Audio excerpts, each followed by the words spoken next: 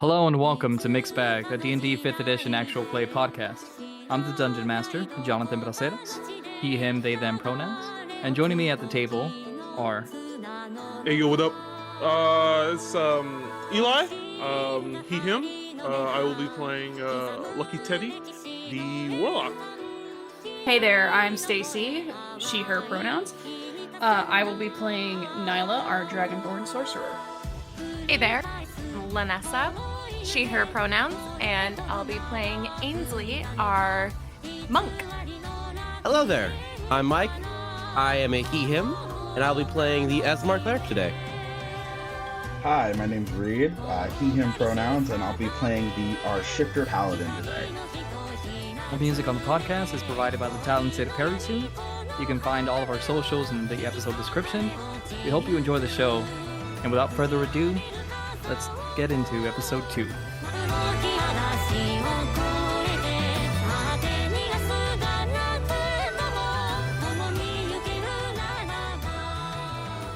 So, to recap what happened last episode. You were all invited into the closed beta of Grand Gate 2.0. You all logged in on the first day. The four of you, Eli, Stacey, Ness, and Mike, logged in expecting to find your friend, Dante. But he was not there. So you went around and explored. You talked to the NPCs at the Adventurers Hall. You did a quest. You managed to save a townsperson from the attacking goblins, and then went later on to find this giant stone on top of a hill that the goblins were worshipping in some manner, and you dealt with that threat. You came back, you got your rewards. Eli, your character Lucky Teddy, participated in some PvP fights. You saw a recurring champion from the previous edition, Quartermaster Corvon, and unfortunately you were not able to best him in combat.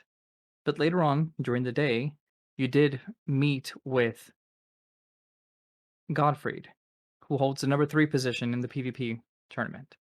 And coming to blows with him, even though he was a level above you, pulling some very, very lucky, very smart gameplay, you managed to overcome.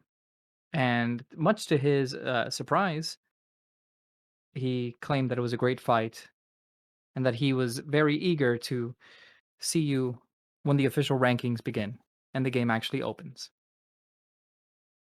Going about your business, you guys took a rest. Some of you did not take a rest. When you were offered entertainment at the inn, you very, very quickly said no. Time passed, and eventually the time came for the servers to close, at which point you all logged off. You proceeded with whatever was left of your night in your IRL, and you went to bed. And that was that. Next, you wake up. You find yourself in-game in the actual inn that you stayed before previously. The one run by Neb and Whispermouths. And much to your confusion, everything seems real. You still have the access to your menus, but you find yourself without a logout button, and you have no recollection of logging back in on the second day.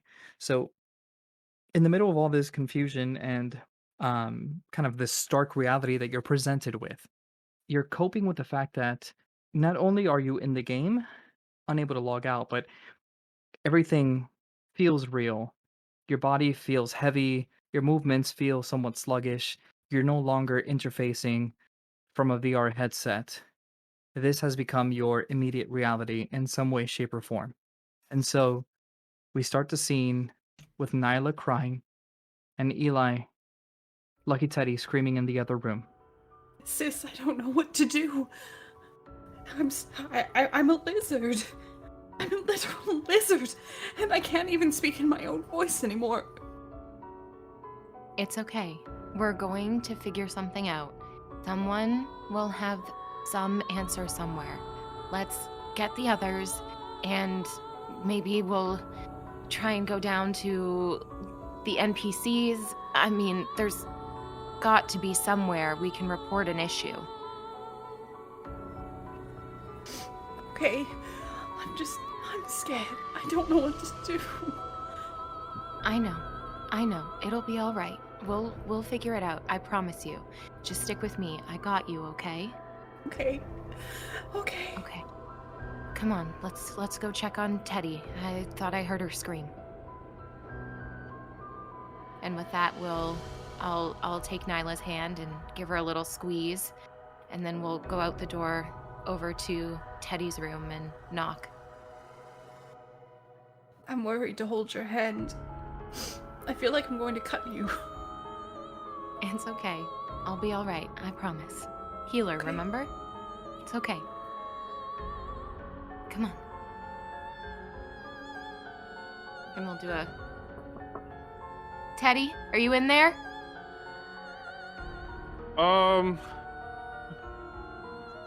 There's as you guys get closer, there's like a loud rummaging, and as soon as you knock on the door, like the kind of the loud like just movement in the room stops, and the door will swing open, and in her room is like it was flipped upside down.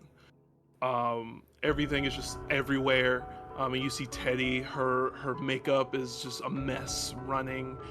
Her hair is just disheveled. And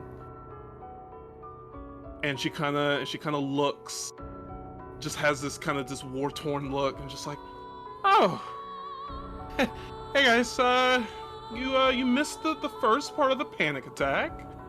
Yeah, I don't know what the fuck's going on. Okay, well, that seems to be a pretty universal reaction. Have you heard from anybody else? Now looks back into the room, and then she'll look back. No, not at all. It was kind of busy. I haven't seen Sarros anywhere. We should probably track them down. I'm Right. sure he's not that far away. Did anybody know what room he was in? You guys would have all known each other's rooms because it was the exact same rooms that you stayed in the inn previously. Okay. All right. To Sarros' room. Come on, everyone. Mm-hmm. You've got it lucky, Teddy. At least you're human. That is my name. And she'll just walk.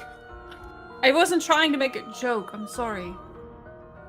Well, you know, sometimes laughter and humor is the best way to handle, you know, stressful situations. And, you know, we all handle it differently. So, you know, let's just find the captain and figure our steps out from there. Right. Ainsley's already at the door knocking. Sarros.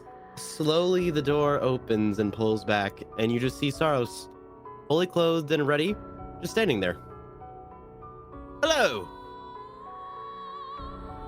Are you able to log out? I think I am unable to leave this mortal coil.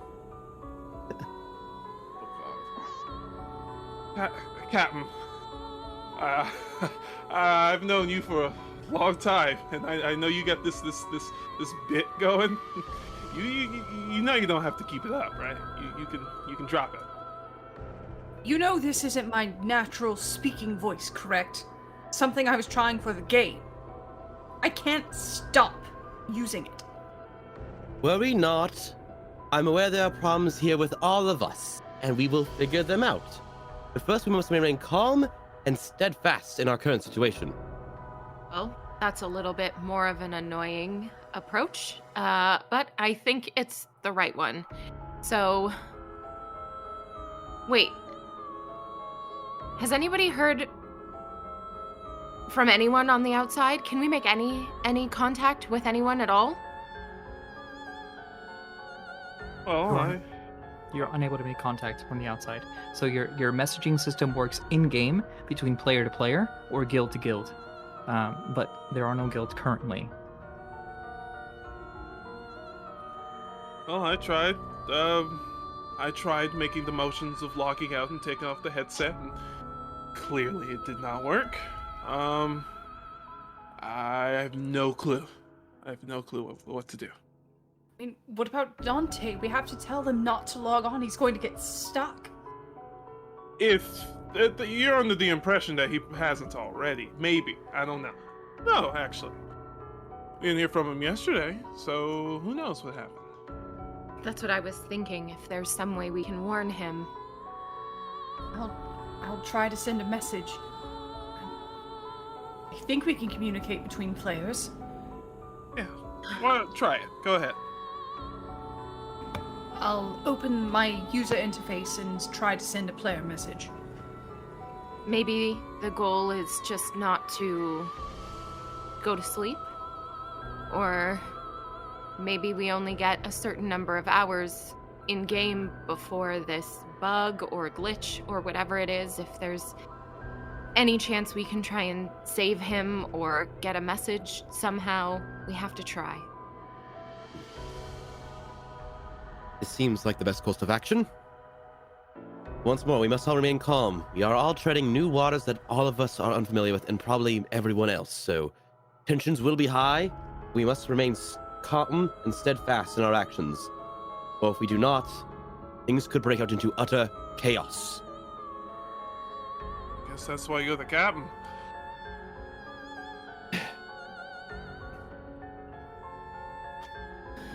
I'm going to try my user interface. Is there any messages incoming, outgoing? You can send a message to Dante just by typing the player name in, and then you can send whatever message you like. Dante, if you get this message, log out immediately. Throw away your headset if you have to. There's something wrong. We're stuck in the game as our characters. Don't log on. If you've logged on, it's probably too late. Please leave as soon as you can. Signed, like, Sparkle88/Nyla. Okay. Once you hit send, that message goes out. And you get an indication. The player's name, Dante, pops up. And then you see the little green light next to his name. And it says online. Dante, you received this incoming message from Nyla.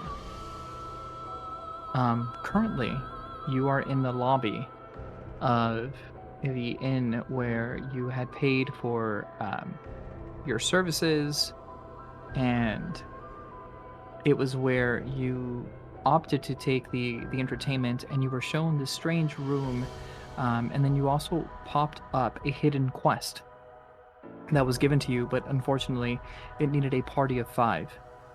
But it's still there. It's available to you as something that you can take whenever you would like. Gotcha. This inn is called the Raging Opportunist. And it happens to be the same inn that the other players are in, except they're in the second floor. As far as you're aware, the exact same confusion has hit you where you logged out for the day on the first day, and when you went to bed, you were in bed at home. When you woke up the next morning, you found yourself in the game, unable to log out. Kind of a victim of the circumstances that you're currently in. So you're chilling right now in the lobby of the same inn that they're actually in. They just have no idea that you're there. Likewise, you have no idea where they are. But yeah. Okay. As I get the message, I'm going to open up my screen and read her message. And Dante just sighs deeply as he begins to type a response back with one simple sentence. It's too late for that. And I hit send.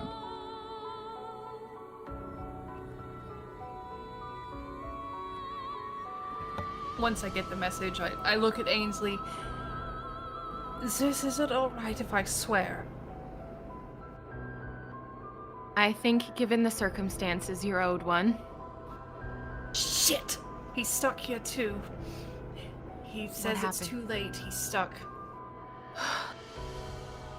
He's online though. He's here. We just have to find him. Wait, whoa, wait a hot second. You mean he's been here? He didn't meet up with us? His guild? His team? Do we really have time to squabble about that? Hey, you know what? Hey, a guild that plays together suffers together. I'm just saying. And we will find him and we will figure this out, which we should do first. Make sure we're all together as a group, so that should be our first priority. Should I message him I again? agree. Yes, see where he is and where we can meet up. I'll type in. I'll type in message. Where are you? We're at the inn. Send. I get the message and I go, and kind of a bit of shock comes across Dante's face, and he types back, "The inn. Which one?" And he sends it back. What was the inn's name? I'm sorry. Sis. It's what was all the right. inn's name? We're at the Raging Opportunist. Yes, you said it was a joke, but I still don't get it.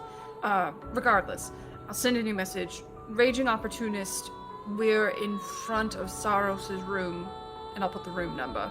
Send. As the message pops up, Dante takes off running, and you guys would hear his armor clanking up the stairs as he's sprinting as fast as he can to the rest of you.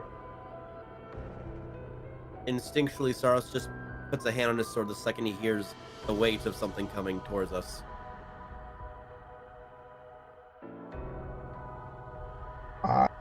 I see Sarros, and tears well up in Dante's eyes, and this 6'6" paladin breaks down into tears and just goes, "I'm so happy to see you guys." Yeah, joy for ourselves to see you here. Just sorry you are stuck along with us, but glad to see you here safe.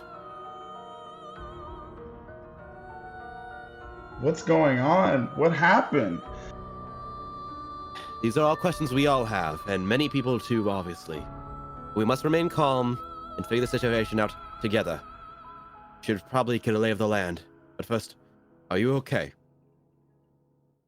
I'm fine. I was running late. I had a lot of things going on outside of the game, and I figured I'd log in late and get a few hours in and meet you guys in the morning, but and I'm stuck in this situation now. Okay. Well, now that we can all agree that the situation is the same for all of us, let's get a lay of the land. People are probably freaking out right now, and the longer that happens, the worse the things will get. So, everybody be careful and stick together. Keep your wits about you. We don't know what has happened to anyone else. Things could be a lot different than a normal game for us. Yeah. We should head out. Yeah. And Teddy will snap her fingers and she'll prestidigitate her makeup to be back to normal and her hair back right to where it's supposed to be. Let's go. Where to first? I'd stay away from the fighting pits. I feel like people are going to take advantage. Yeah. I think we should head. I don't know. I think we should head somewhere central, somewhere the main plaza where everybody ends up when they first log in. I think we should head that way. That's a terrible idea. However, we probably weren't the only player staying here last night, so odds are there'll be more people here today. Are you guys heading down to the main area? That's my suggestion. Yes. Yep. I'm Fine down. with this. Okay. You guys head down the stairs. You're greeted by the owner, Nevin Whispermouth. The rather heavyset halfling. There's a slight change in his character that catches you off guard. Not in a menacing or threatening way, but he seems more lively, more animated, less scripted, I would say. He sees you guys coming down. Oi, good morning. Good morning to you as well. Are we the first ones up? No, there's a rather peculiar young man over there in the corner. Not quite sure what he's doing, but breakfast is ready whenever he's willing. By the way, breakfast for all of you as well. It does come complimentary with your rooms. Many thanks. We will, I believe we'll be skipping on breakfast for the time being, but we will return. No problem. We'll be willing and ready whenever you're willing. Oh, and you, sir, and he points at you, Dante. About the entertainment. If this is your party, we can undertake that task anytime. Simply come see me. Oh. Sarros just looks back to Dante. What did you do? Oh, we can all guess what he did. He said there was entertainment. It only cost 2 gold. This is a conversation for later. You know, it did just occur to me. If we're stuck here, we probably need to eat. We actually have to take care of... I have to take care of the lizard being that I have become. Self-care is important. Well, I've got too much adrenaline flowing from panic and shock to really sit down and eat. We can come back for it. He said anytime. Mr. NPC man. I also stress eat, so I'm going to get a few slices of toast. Excuse me. Oh, that's unhealthy. Nyla sidles over to Nebin and requests 5 pieces of toast. Oh, absolutely. Right away, madam. And he ducks out back. A little bit of time passes, but eventually comes out and hands you the toast.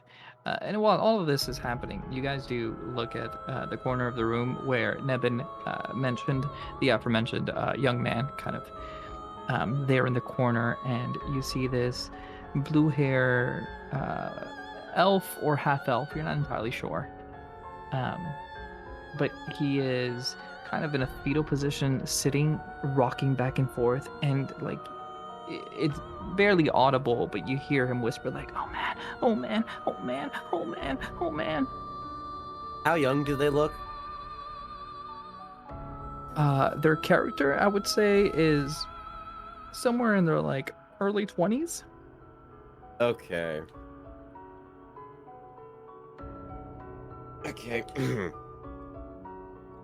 In that case, Sarros will break off from the group and just go sit at one of the chairs at the same table as that guy is at. He's there on the floor, just kind of sitting in a fetal position, rocking back and forth, paying you no heed.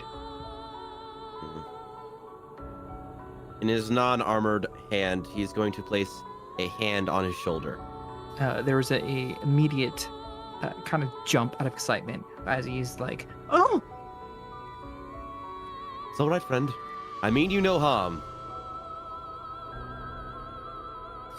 You're stuck here too, man? Oh, what am I gonna do? What am I gonna do? Remain calm. Worrying yourself to death will solve none of your problems. We are all stuck here with the same predicament as yourself. But together we will all find out a solution to our problem. For now, you must remain calm and steadfast. For if you leave yourself like this, you will only bring more problems upon yourself. Eat breakfast if you'd like. Things will be fixed soon. How are you so calm, man? Like, we're so screwed. What if this is like one of those like animes where if we die in the game, we die in real life or something? Aren't real. I'm sorry, it's just I'm just glad we finally got the line said. Someone finally said it. Oh, I boy. shouldn't laugh. It's just. We shouldn't. This That is was good. fucked up. That was really good. Fucking weeb. Oh, There is a dragon girl behind you holding toast in her mouth, so the weeb memes are aplenty right now. Oh boy. I have faith that things will be working out for us in the way we want them to. So please have faith in yourself and us to have the problem solved. Or being like this will fix nothing. No, I'm not a pro gamer or anything. I just got lucky and got into the closed beta, and then this shit happened. You know, like, I don't want to die. I don't want to die. You will not die. Just stay here. Stay where it's safe. Stay where you feel safe. The first step to fixing everything is to fix oneself. So please, remain calm and keep faith in the luck that got you here to get you back out. Go ahead and roll me a persuasion check with advantage. All right. Let me double check. Do I have a thing that gives me advantage on that sort of shtick? Nope. All right, persuasion. Wait, where is it? Before you roll that. Oh. No, go ahead. Ah, it's too late. I suck at it. Advantage. No, you had advantage. Advantage? Yeah. You had advantage, yes. That's a 14. Okay. He's still very tense, very skeptical. Obviously, this individual is just absolutely soul crushed by the reality of the situation. But there is a, albeit subtle, change in his demeanor as he loosens up ever so slightly and kind of looks to you now, like actually looks to you and not just kind of this shivering, screaming voice while looking at the ground. But it looks deep into your eyes and he's like, you mean that? I'll be okay if I stay where it's safe? Of course. Stay where it's safe and you will be safe. But it's okay if you feel unsafe. This is dangerous times. But have faith in not only the world around you, but in yourself to fix what is wrong.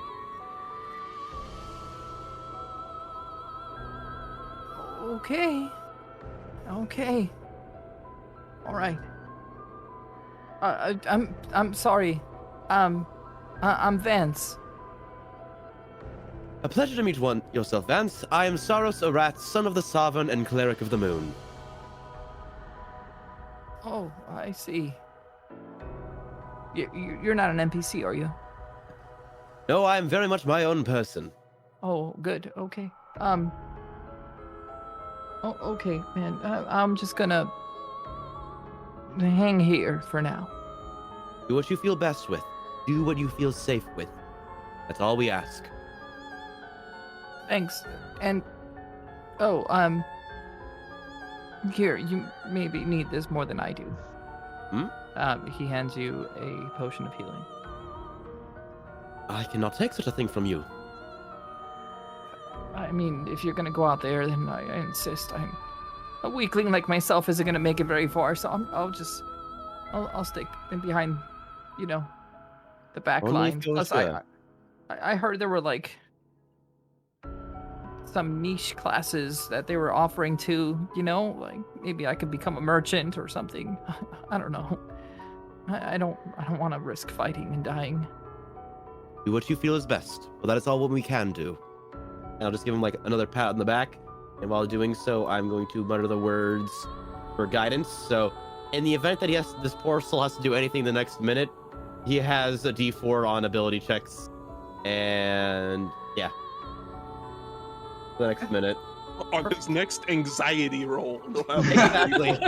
I feel like he's going to be having a lot of Absolutely. those. You at least give him like something for the Absolutely. first one. Roll for anxiety. That's something that needs to be added in Yeah. D&D 6 is anxiety rolls. Oh, absolutely. That's definitely a wisdom check. Or is it wisdom save? And what was his name? Vance. Vance. advance. Yeah. Okay. After that's all done, and Sarros is sure that he is going to be mostly better than where he was, he'll start walking back towards the group. And who has the highest passive perception, please? How, you know? It'd be at the bottom of your skills, like right below it. I have I got a 12. 13. The skills. 15. Oh, damn. All right. Figured it would be the monk. Yeah. Ainsley, you notice as Sarros is walking back, he starts walking, but then midway through he takes his hands behind his back and just holds them. You notice right before he did that, his left hand was trembling. Well, everyone. Sorry, I was just gonna say Ainsley sort of like takes a step toward him before he gets right to the group and just says quietly, "Be careful not to make promises you can't keep." I intend not to. All right then, I know you want to help these people, but instilling false confidence can be just as dangerous. But if he stays here, he is safe. Hopefully. Yeah. Okay. What do you say, boss? Let's find Well- someone with some answers? That is the first thing on our agenda. And the best place I believe we all discussed was the main lobby where we first took our quest. Hopefully, there'll be others there and someone with answers. Let's make like a tree and leaf. Does anybody want some toast? Me. Hand him some toast.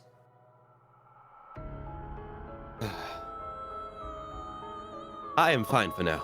But let us sally forth to the quest hall. Put the rest in my bag and follow along. Bago toast. 3 slices of toast added to inventory.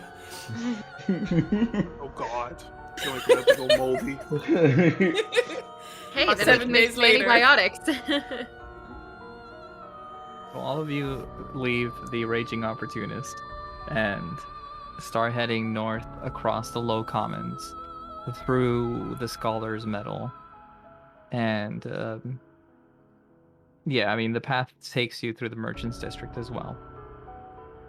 But eventually you get to the main town square, the large open area, and here you see various players. Some of them are very much responding like Vance.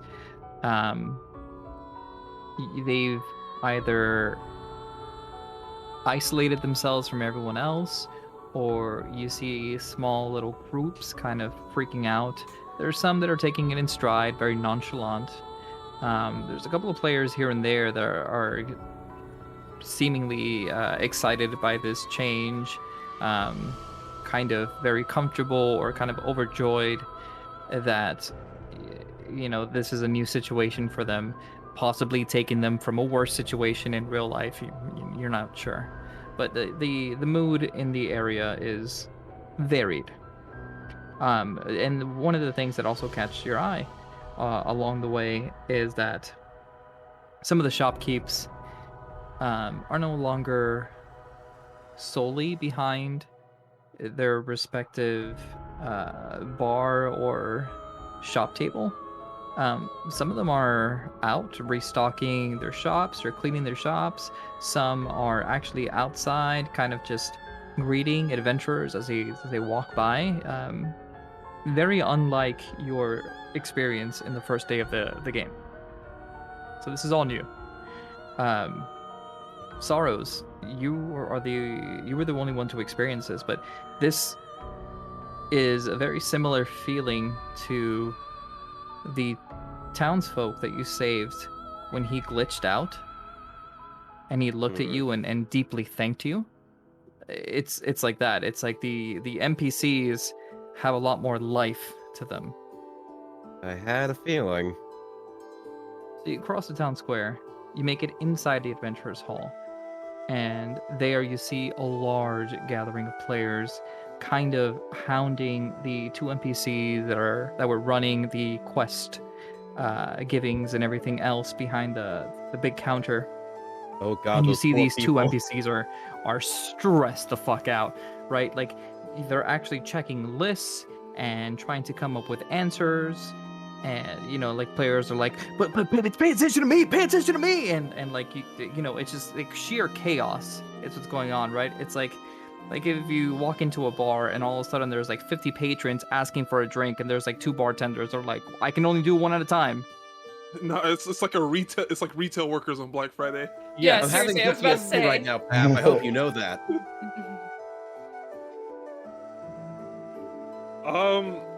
I am actually on the lookout for some higher on the list players, like someone in the higher brackets, like around my number, like the quartermaster or Godfrey. Okay, roll me a perception check. A perception. Oh. That is a 17. 17. Okay. In the midst of the chaos, nothing catches your eye. But as you're kind of looking around the room, yes, there's a nice like red velvety couch, and sitting on the couch is a man who has like these big deer antlers or elk antlers sticking out of the top of his head. He's got this long brown beard, long brown hair, and he's dressed all in furs. He's got this white mask that just covers his eyes and actually curves upward over the bridge of his nose, so that you see the nose and the mouth and everything else, but it just kind of covers his eyes. Mm-hmm. And he's got these piercing blue eyes, very, very, very cold. And he's just sitting there, smoking this long pipe, taking this all in stride.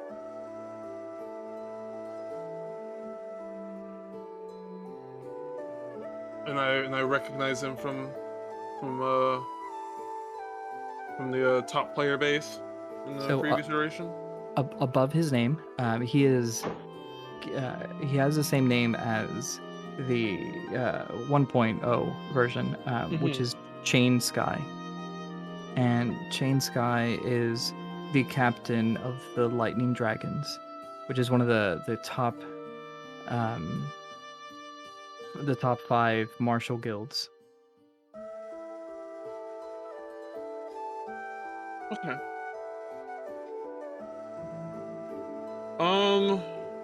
Actually, sorry, top 3. Top 3. The top 3 are Golden Might, Steel Shroud, and Lightning Dragons. Okay. I'll kind of nudge Sarros. Keep everyone together. I'll be right back. And I'm gonna slink away and head over to Chain Sky. Once they slink away, Sarros is going to be keeping an eye on Teddy, just in case. Fair enough.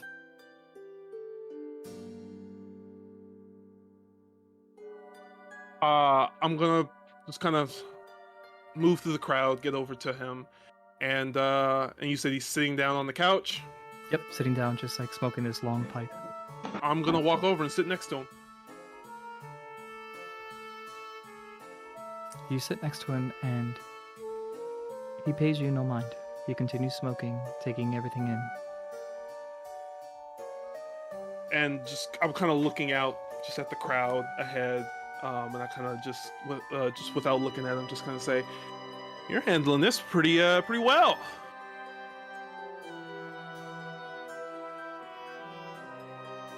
One must be prepared for any danger that comes. Otherwise, to panic is folly. It does the body no good to be anxious. That's an interesting choice of words. So, am I am I to believe that did you know something about this?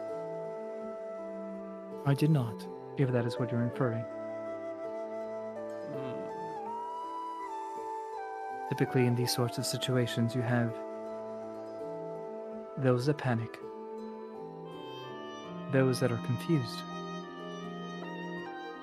those that take advantage of the situation. Though, it may be too soon yet. Do I know if he's a role player? He is not. Okay, so he's okay. He seems to just have this constant, like, demeanor about him all the time. Okay. Just it's you never know some people. Then I'm gonna insight him. Yeah, absolutely. Roll insight.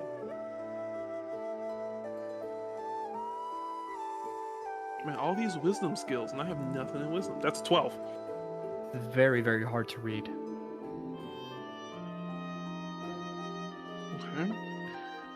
So, Captain. Would you know anybody who's a dev playing, or anyone, or journalist, anybody who would have some inside info on this? Anybody in your guild? Anybody in the other guilds? You have to know something. He holds his pipe out for a moment, stops, and then turns to look at you, and he's with his piercing, icy eyes.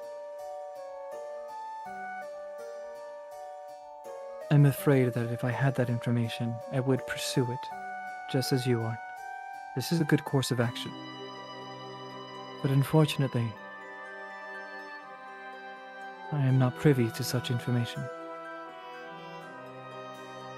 If you must know why I am so calm, when you go out on a hunt, you must be prepared for anything, for the worst. This is a hunt all the same. We will do what we can to stay on top. But we must also keep an open mind and an eye out for those weaker than us. That said, I don't expect it will be long before the player killing starts, if indeed it is possible. We do not know the repercussions of revival.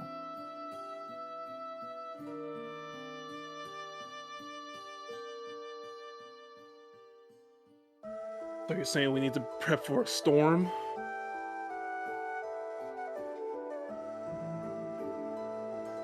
Life is always a storm. It only differs in intensity. I don't know if I'm satisfied with that answer. But, all the same, you got your people to protect. I got mine, I guess. So, alright. And she'll stand up. And she'll start walking. But then she'll pause before she gets too far. You stay safe out here, alright? A lot of crazies come out at night, you know. I appreciate your concern, and likewise. You keep a vigil eye out. And, if I may offer a word of counsel, I suggest you find a group of friends and band up as soon as you can. Way If ahead I'm of you right, on that one. And this is just conjecture at this point. But if I'm right, there will be more to come later today. I got an insight on that one.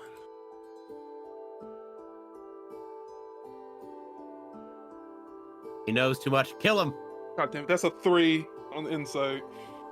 And, yeah, he's very mysterious, very hard to read. You don't know if he's privy to information or if he's just very nonchalant, very prepped for anything. But he seems to speak out of wisdom, is what you can tell. You can tell that he's speaking from a place of experience. All right. And she'll walk away. She'll head back to the group, and she'll kind of just sigh. You know that feeling when you learn a lot, but at the same time you learn nothing at all? All too well. Yep, well, there you go. That's kind of what I'm feeling right now. Aside from, panic.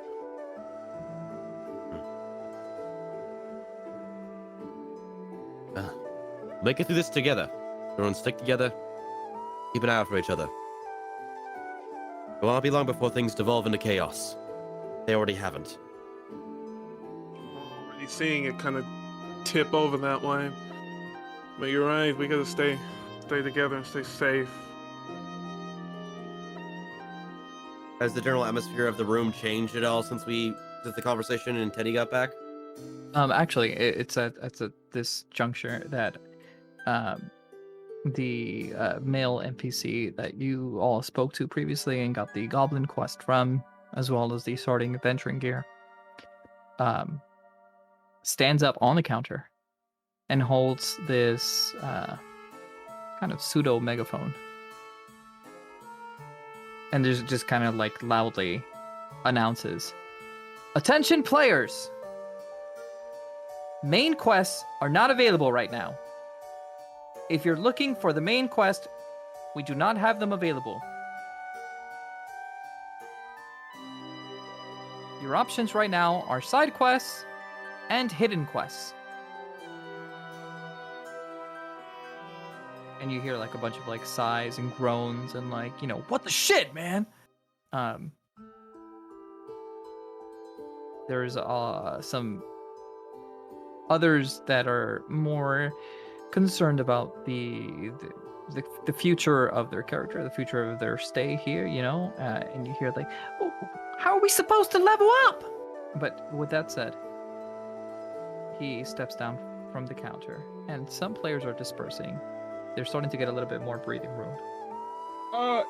Is there any place where like general announcements happen? Because there's usually like a news board for like updates and like big updates and expansions and stuff like that. Is there anything like that around here? Yes. So to the left of the adventuring hall, if you're facing the counter, there's this big poster board that kind of spreads across the wall. And it's got like, it's a huge like tag, right? You can tell like it's supposed to be like this larger than life like graphic, but it's realistic now. But it's like this huge tag that's on this poster board with this giant message that says "under maintenance."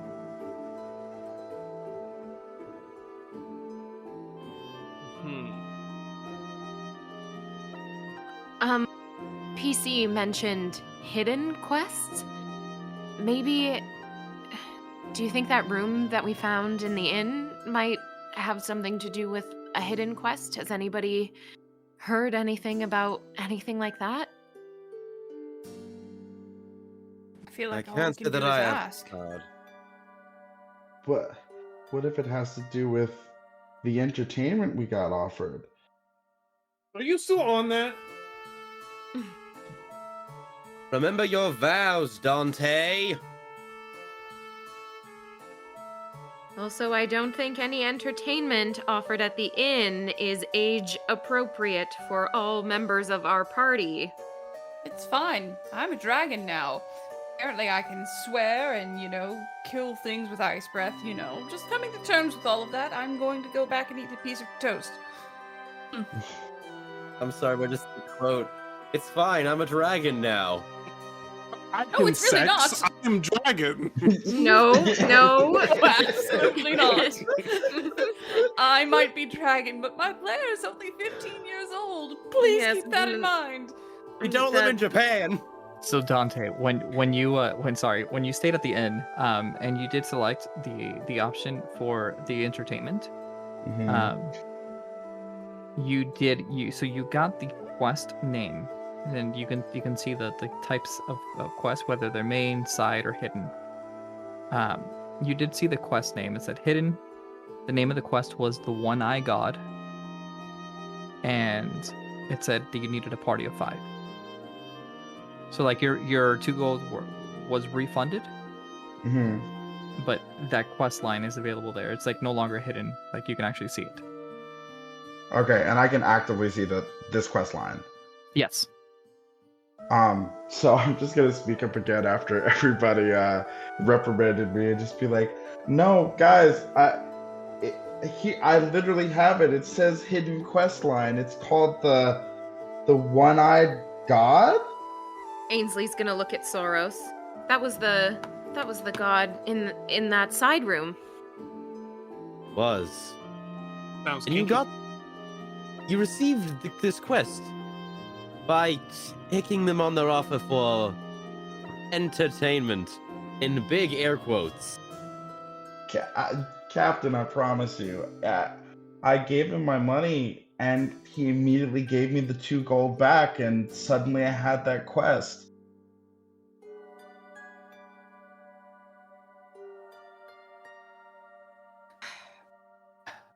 Oh, if I Stranger remember things have correctly, happened today. Yeah, I feel like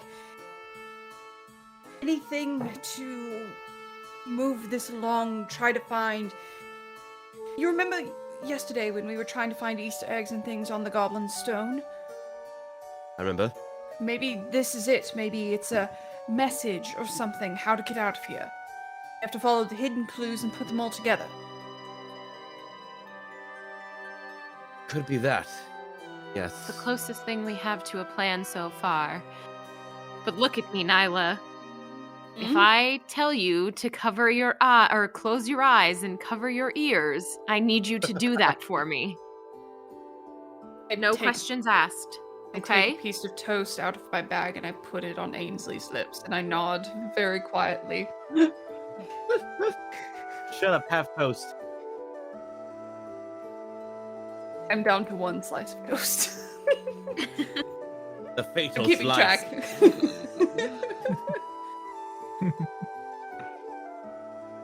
It's the only way I can cope. I just want my toast. Eat the toast. Ainsley's gonna take it and take a bite of it. Like, look, see, I'm chewing. Everything is fine. Let's go. Are you going back to the inn then? I think so. That's everybody like else this. is okay with that. I feel like that's the best place to start. Surely enough, you guys make your way back to the Low Commons, back to the Raging Opportunist. And once more, Nebin's there. He greets you, that warm greeting of his. So what's this quest all about? What's the first step? Dante walks up to Nevin and just goes, I have the party to accept the quest. How do we start? Oh, very well. Well, as it so happens, I shall tell you a little story first. And he goes in, he's like, so I acquired this inn. This was not built by me, but I acquired it from a rather shady individual for a very reduced rate. In either way, it had this weird room there, that sanctuary there. Haven't actually locked it, and I don't know why, but, I did put a door in front of it and kind of just kept it away and out of sight, out of mind, right? Weird vibes I got there, it's depicting the fallen one. And so, it wasn't very long after that I got this place that, this only happens on occasion, mind you. There's these weird, strange noises that emanate from what is seemingly beneath the building. Speaking a tongue I'm not quite sure I can understand, but, the occasional murmur or high-pitched squeal. Sometimes it's a little rhythmic chant. It depends how much of the noise leaks out. but it's you know, concerning in more ways than one. And old Nevin here is not brave enough to wander the sewers to find out what's down below. But here's where you come in. See, I figured a party of 5 individuals will be perfect for this undertaking. What say you? Investigate the sewers and find out the noise that is deep beneath this inn? Dante just looks back at Soros and kind of like with a worried look and sort of like, so yeah? Well, any other endeavors we've tried thus far have met us in dead ends, so we can find a way out of our current predicament, might as well solve his. Why not? That's a yes then. We'll take the quest. Okay. So you accept the quest. All of you now get the notification for the quest. The name is the One-Eye God, and the quest description pops up. Late at night, the innkeeper has been hearing strange noises coming from deep beneath the tavern. Investigate the sewers to discover the source. And then it says type, and it says combat. Okay. The- Is Vance does- in the lobby? No. Does the quest at all show like any difficulty rating? It does not. Cool. Fun, fun, fun. 2 questions for you, my good barkeep. Firstly, the blue-haired gentleman that was here earlier, do you know where he happened to have gone to? I don't know the exact location, but he did step out. Very well. Secondly, would you be able to repeat anything that you have heard over these past few nights? Regarding? Clientele, you mean? More of the strange noises you've been hearing. Oh, well, I can't really make out what they're saying, but, on occasion, it does sound rhythmic. Cat-like, you know? Interesting. And you can't repeat any of it? I'm sorry. He, looks Very at you well. very puzzled. He did say it was a language she didn't understand. True, I was just hoping that if he was able to at least repeat some of it, one of us might be able to discern what language it was exactly. Mm-hmm. Well, anyone else have any questions for the good barkeep before we head out on this righteous quest? No, let's go kill some shit. About what time do you hear the chanting? I know you said it was at night, but is there a specific time, or is it just throughout the evening? Odd random points throughout the night. And, like I said, it doesn't happen all the time. It's only on occasion, here and there.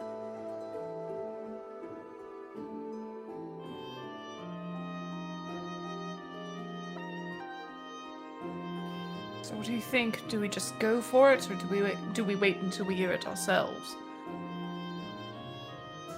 Let's investigate the area first. At least understand the situation we are getting ourselves into. And from there, we'll see whether or not we should intervene until then or now. Do you know of a way to enter the sewers?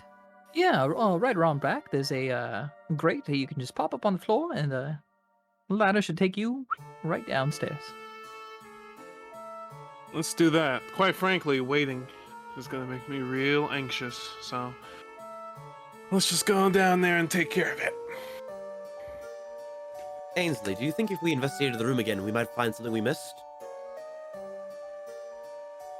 I think it's worth a shot before we head down there, just to see if there's anything else that we can see. Anything else we can learn, maybe? Very well.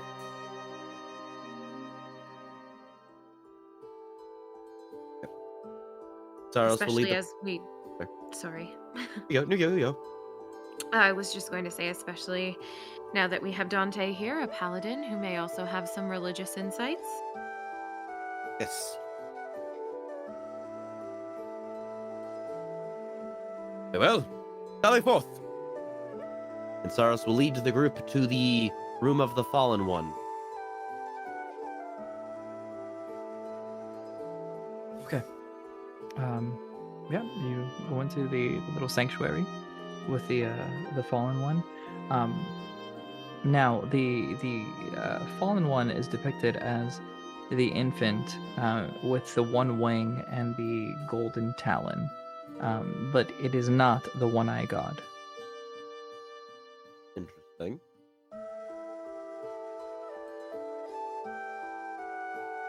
Do we have any idea of what that means? The one-eyed god. I read up on the lore before we started the beta, but I didn't get into the nitty-gritty, as it were.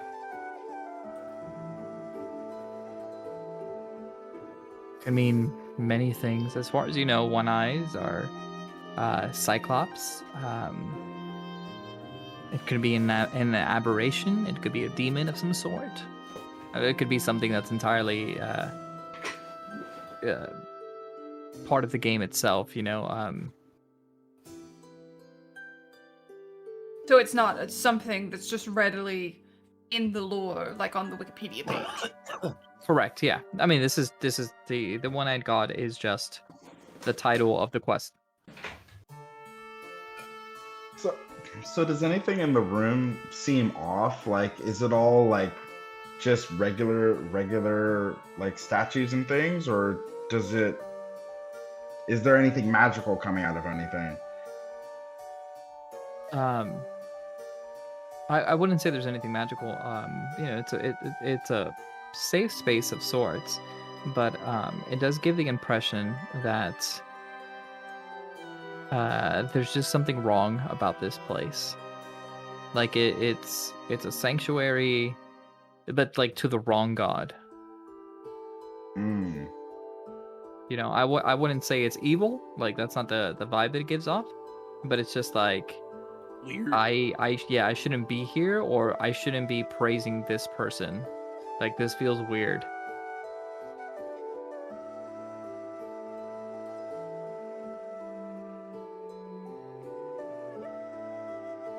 Does anybody have any particularly high, like, investigation stats or anything like that? Let me check. No! Not at all. It's not really... I sort of built this character to be sorcery and sort of intimidating. Not really a clue person. We don't have a smart one. I have 5 in insight and a 5 in perception. I see. You answered your own question then. We are going to be so out of luck trying to disarm traps. This is going to be a bad time. Right. Out of touch. Can I do either of those in this room to see if I glean any additional information? Or you can roll investigation. Investigation. Okay. Guidance.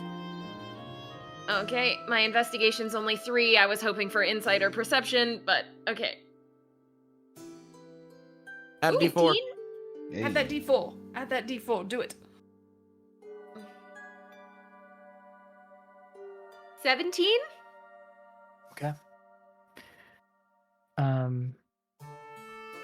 With a 17, you can see at the base of the statue that is holding the fallen one. There is an indent, like if there is some sort of piece that's missing, like something should be here. But the indentation is fairly large, and it is divided into 8 parts.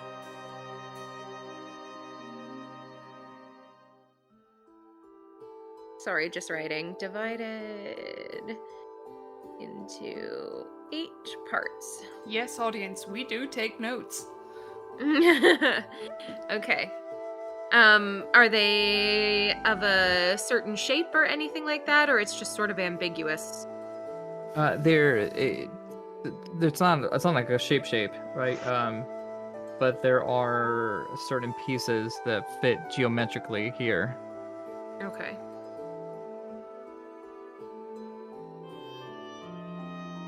Can we tell what the statue is made out of? So maybe we just know to, like, look for pieces of things that look like they might fit, I guess. I don't know, I'm sort of grasping at straws here.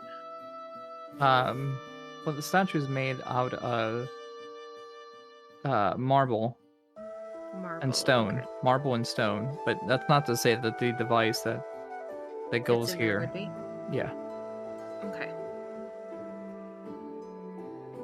Well, it looks like something goes here. That there's a piece missing, but I'm not sure what, or where we would find it, or if it's one piece or several pieces. It looks like there may be 8 parts here, but I'm... Other than that, it's just the same old room.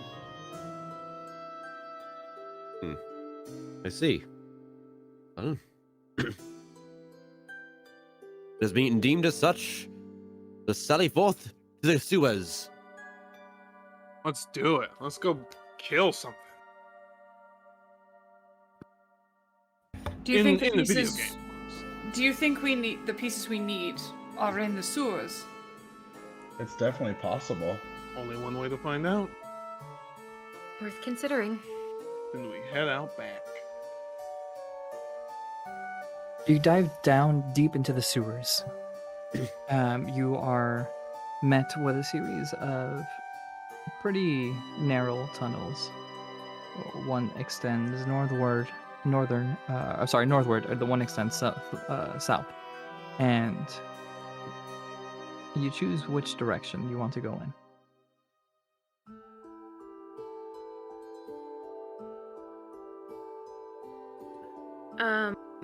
Do we have any sort of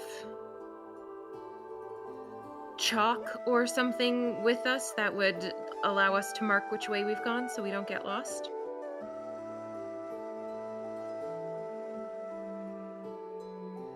Oh, Yeah. I mean, you can scratch the wall. Okay. Nyla takes her talon and just. Does that work? Is that going to be too annoying? No, that's fine. Which way did you choose for us to go, Nyla? I just drew a line. I can draw an arrow either way. I don't know. I'm not in charge. Someone pick. How dark is it down here? Fairly dark. Like enough for dark vision to kick in? Yeah. All right. Teddy and Dante don't have dark vision, right? No, I have superior dark vision. Okay, so it's Nyla and Teddy. No, I have dark vision. I'm pretty sure. Let me double check. I do. I think it's just me, fam. Oh. One of your frontliners is blind.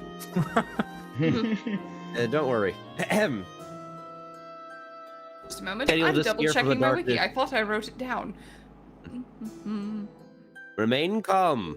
Things are about to seem very different than they normally do. And you'll just feel a single, thumb against your forehead. And the words, Ul So Shi, Suth Pao. And you have just gained 300 feet of dark vision.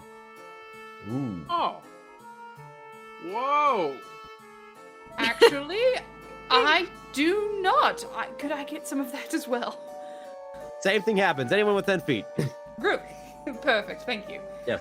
I seriously thought Dragonborn did. It's the first time I'm playing one, so thank you for your patience. Thanks to the ability Eyes of Night, I myself have a dark vision of 300 feet. And as an action, I can magically share the dark vision of this feature with the willing creatures you can see within 10 feet of you, up to a number of creatures equal to your wisdom modifier. And it only lasts an hour. We have So 1 let's- hour for you all to share my light. So let's use it best. Well, thanks, Captain. If Then you look This to is the going to be south very handy. with your increased vision now, you see that further down, about 100 feet down, there is a metal gate that kind of bars access from going further down that tunnel. So you proceed northward, right? Yeah. And it takes about 5 to 10 minutes of walking. This is a pretty large area. You're impressed by like how big it is. But again, you're not sure if this is an in-game feature or if something changed because of today. Okay. So and then eventually you go through a series of tunnels, and then you are met with this large kind of conversion of the sewers here. You see that the main sewage line runs to the south, to the west, to the east of where you guys are, and obviously from where you guys came from. There are 2 fairly large walls right in the center, and it looks like there's like a little island in the center of some sort, but you can't see whatever's past those big walls. As you enter the chamber, though, there are a series of scattered skeletons, debris everywhere. There are lit torches, which catches your attention. And from your vantage point, even though it's a few steps above you, you see next to a debris, there are 2 kobolds kind of keeping guard over a door. A little further on to your left, on the opposite side of that door, you see there are 2 more kobolds that are patrolling. You can kind of get the sense that there's maybe some other ones here. And you do, in this area, also notice there's a bit of chanting going on, emanating from somewhere, probably in the little island in the middle. Does it sound like Draconic or Dwarvish? So the 2 other language. Okay. How about abyssal or infernal? 1 second, and I'll let you know. All right. Also, word of advice for the party: don't stand in the water. Game or not, don't stand in the poo-poo water. Yeah. We've learned many things on the Oregon Trail. Dysentery is one of them. It's gonna be an NPC later on, Dysentery, and he fights us. At the bar. No, He's it's a just the bard. bard who's constantly just evil stand-up. Don't give him ideas. Don't give him ideas. Don't give him ideas. No. Oh my that's god. my next bard character. Dysentery. Just Dysentery, and all he does is cast vicious mockery all day. Yeah. No, don't make that joke. That's not PC. Like his ultimate attack is cancelled. You said abyssal or? Infernal or celestial? Neither. Wow, you got the whole thing covered. Running Jesus. the whole gamut. I mean, I do have a noble background. I did pick up a few things, but not that. To find the chance light, it's one must Elven? first learn to navigate the darkness. Elvish? Alright, Kingdom This Hearts. is not Elvish. What about Quarry? Nope, it is not. Well, interesting. Sylvan? It is not Sylvan. I didn't think so. He's not gonna tell us what it is. I mean, throw enough darts at the board. That's true. That's Something will true. stick Just go down the eventually. language list. I didn't take Storm Sorcerer, otherwise I'd say, is it some dialect of Primordial? But no, that's not me. No, Alright, that was a so what's the Kari. plan with the kobolds? That's true. I mean, I can talk to them. Okay. I mean, It I'm ready to just rush in and start killing these. You know, someone brought up an excellent point earlier. If we don't know what happens if we die here. So perhaps, now is the time to take a sort of a diplomatic approach. Don't you think? I mean, you're implying that I would die. Let's not test something that needs not testing. Maybe a diplomatic approach may be best in this scenario. We not risk ourselves if we need to. Fine. Just saying, fighting them is always an option that's on the table. I mean, it is a combat quest, but you know, I've played Mass Effect. There's always a Paragon option. Renegade for life. Boy,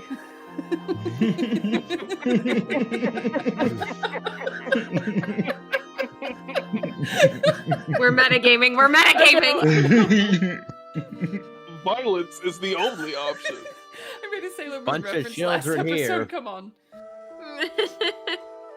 All right. Fine, go talk. Where's the nearest kobold? The two that are guarding the door are the nearest towards you. If you climb up the stairs to that little ledge platform, there are two kobolds that are guarding a door. Ah, perfect. I'll muster my courage and jaunt up the stairs. And I'll switch to Draconic. And Ainsley's gonna stick like right with her. Yeah, I was gonna say Yeah. Dante's gonna come up with you too. It's fine. I appreciate the backup. Sarros will stay on the stairs. The kobold instinctively holds a spear in front, and in Draconic, You. Surface dweller. What you want? I need access to that door, and I need you to tell me what that chanting is. the kobold will utter some words at you in the same language of the chant. Pardon. I'm gonna need you to run that one by me again. You don't speak. Sacred tongue. I'm willing to learn. You draw your breath last. And he's going to lunge at you with an attack. Shit! Shit! Shit! Shit! That's the language I understand. Distance, yeah. Oh shit, he closed the distance. Yeah, I mean this all happens very quickly, right? It's just lunge. So it's just one attack, and then we'll roll initiative.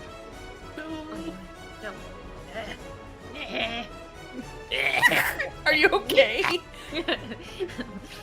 This is just Ainsley making strangled panic noises. No, this is Panic my sister. Ainsley trying to speak Draconic.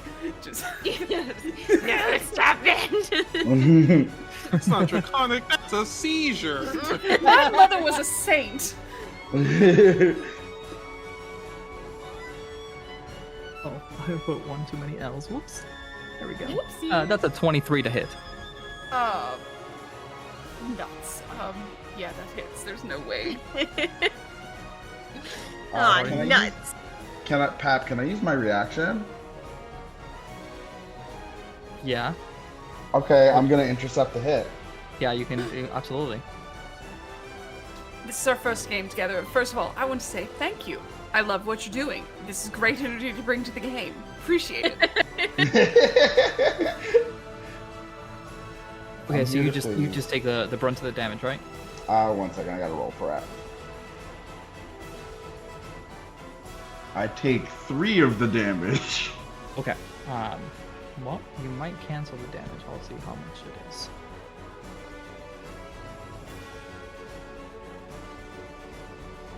You take 1 point of piercing damage. So, like, minus your 3.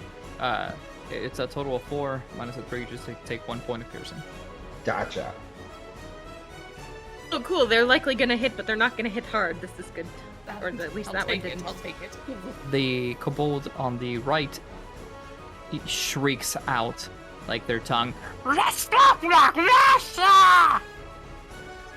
no. That's not good. Oh boy. Oopsie doodle. Yes, let's do And we it. call that an oopsie poopsie moment right there. Going into combat. So everyone, roll initiative. Oh lord. Let's do it. I tried. I really did. Oh boy, I rolled a 6. Oh, I'm sorry. Also, I'm an I have 18. advantage on initiative I'm a jerk. apparently. I forgot to check my thing. I'm gonna keep the 7. Oh, I'm fast. it's his first roll of the game. Ooh. Another natural 20. Ooh. Oh boy.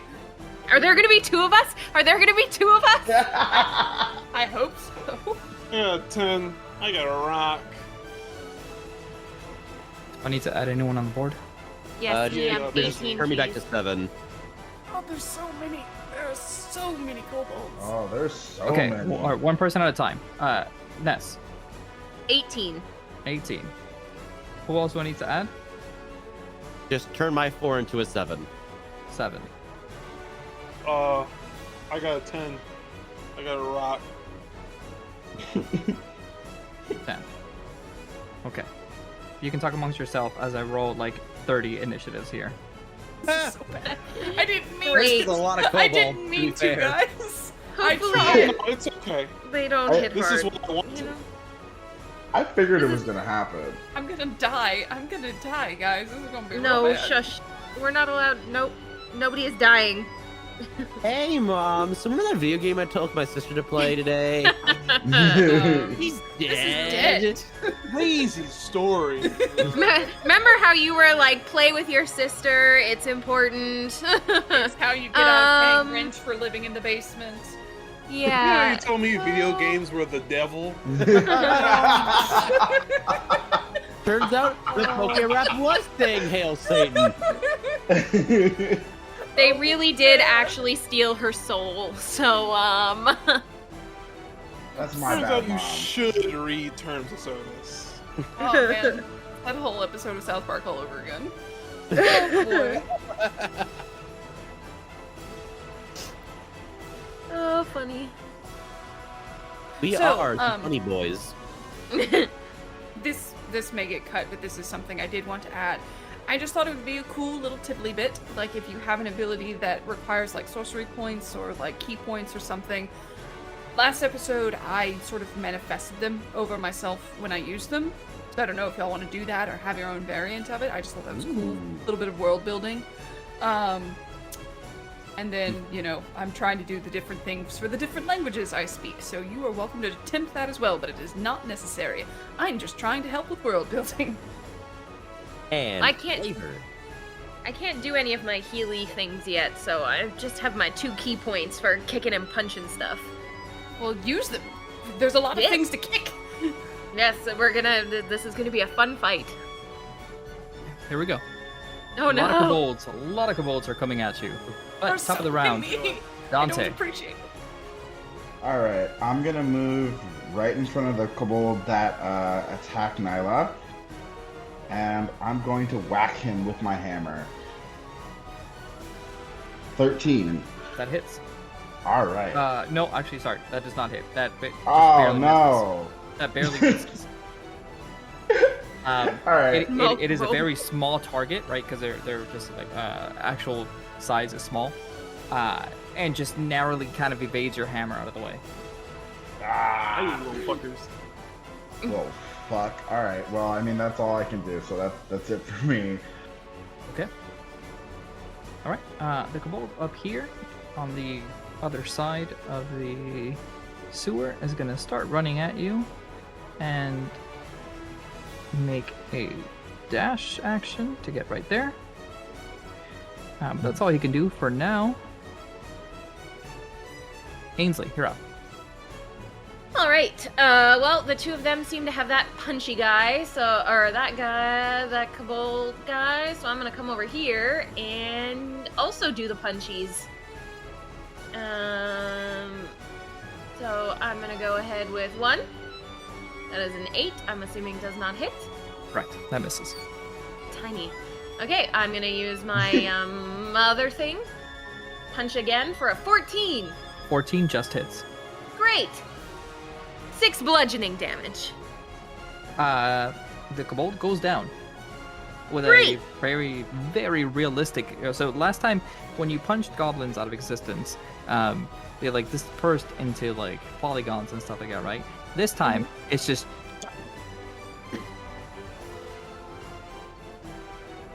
I don't know if your mic just did the thing where it minimizes loud noises, but Oh, maybe. it sounded like he went.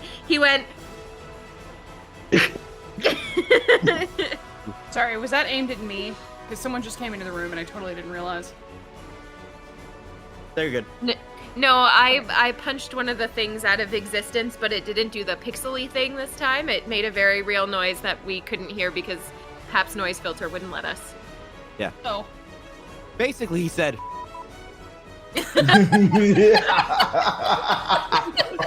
a real.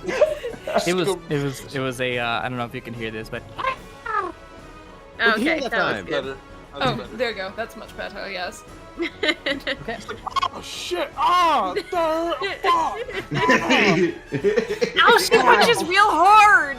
Like, Ainsley just threw him down the stairs, just like... Still alive down here, just very badly burned. the family guy punching me, breathing in and out. Like somebody I thought you evaporate. It's like, who? Why would you think that? Ah, ah. Okay, is that turn? Yeah, just those two for me, that's turn. Awesome. Okay. Oh, here they The come. bolt from the other side of the sewer as well is going to make a dash action. And get right there, closing in on you guys as fast as his little legs can take him.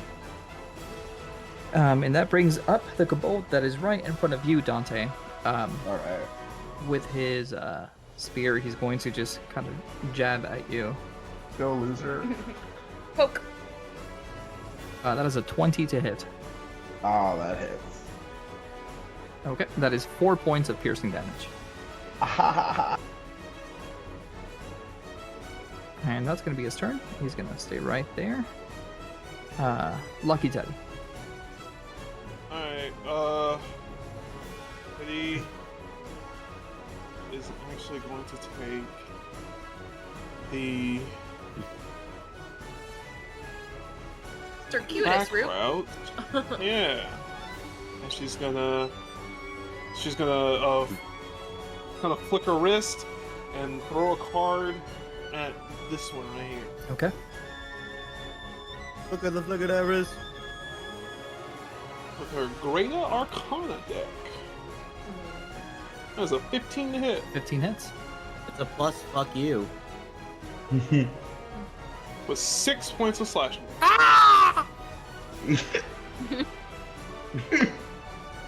And she'll kind of stand up and, since no one's around, but she'll noticeably have that kind of battle crazed smile that she normally gets in when a fight's going.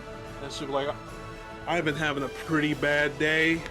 So if you guys can actually like up the ante and bring a challenge, that'd be nice. And I'll enter. She has a taste for blood. Super. Awesome. Okay. Next up, there's this kobold that is on the other side of the wall. But you can clearly hear as it starts running. It's like this. He's going to dash right there, and this guy is like heavily armored, and he looks a lot bigger than all the other kobolds around here. Almost medium height. I mean, he's still considered small, but almost medium. Is that a wall right there? Yeah, and those stairs come up to where we are? Okay. Correct. Yep. You guys are on top of the ledge. Hardcore parkour! Yes. Yep, perfect. So that's his turn. And then we're going to get some of these other kobolds around here. They're kind of just all trying to dash madly to get to where you guys are, because you guys are pretty far away.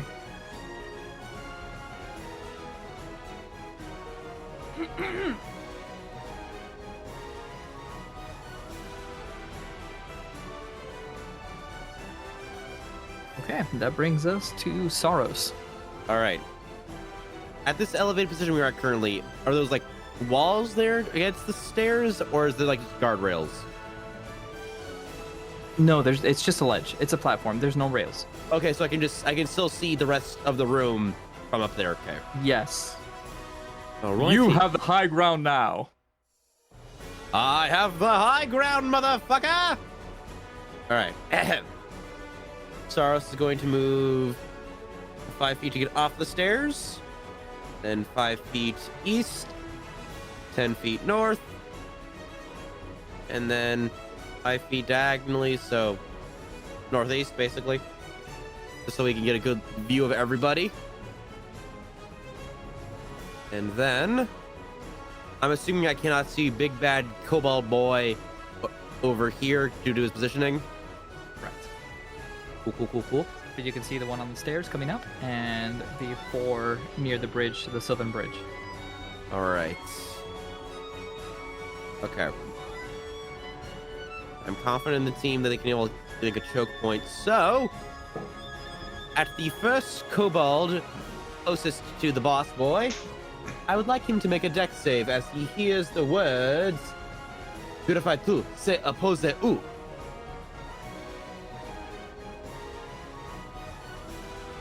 And I cast And Second 7. Flame. 7? Oh boy, he fails.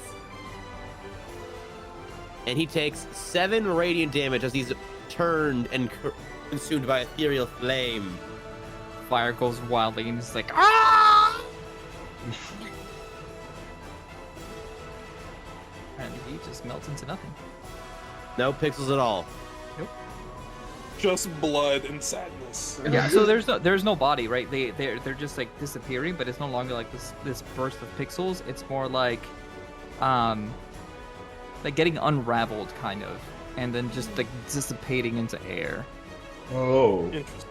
So it's like he got Terrifying. snapped. Yeah. Think of like Thanos style. think of how paper burns. I- Oh. Okay. I'm already No blood squeamish, though, and right? No I'm blood. already squeamish, and this just somehow makes it worse. I prefer blood at this point. Ugh. Is anyone looking at Sarros right now? Nope, I'm not. No, I'm trying to avoid the little menace in front of me. Yeah, I'm getting stabbed. Nope. All right. Well, that was movement and action. As previously stated, clerics don't have bonus actions. Not yet. So anyway. I believe that will be my turn. Awesome. Nyla, you're up. Well, oh, this is annoying. So, I am going to. When all else fails, it seems like magic missiles will succeed. So I am going to shoot 3 magic missiles. One at the kobold directly in front of me, one coming up the stairs. I can assume I can see that one, correct? Right. And then one at the way back of this group of 3 here, that one. See? So one on the stairs, one on the way back, and then one in the front. Yeah, one directly in front of me. Perfect. So you see Nyla extend her claws and these silvery white beams just straight out. Let's see. Here's the first one. To the one in front of me, that's 3. To the one on the stairs, that's 4. And to the one in the back, that's also 3.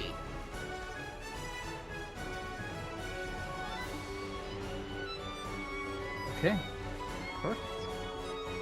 Anything else you want to do on your turn? No, because if I step back, he's going to stab me. So I'm just going to stay where I am. Okay.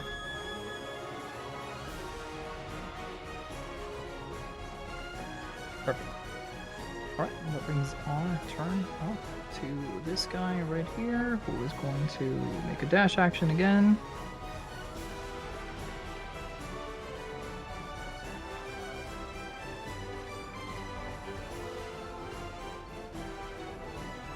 And he's going to get right there, but not attack. This guy's going to come over here. Oh no, these boys are jumping. They do be schmovin'. This one is going to come over here. And this particular kobold is holding a staff and is wearing robes. Which Oh. one was it? This boy right here. All right.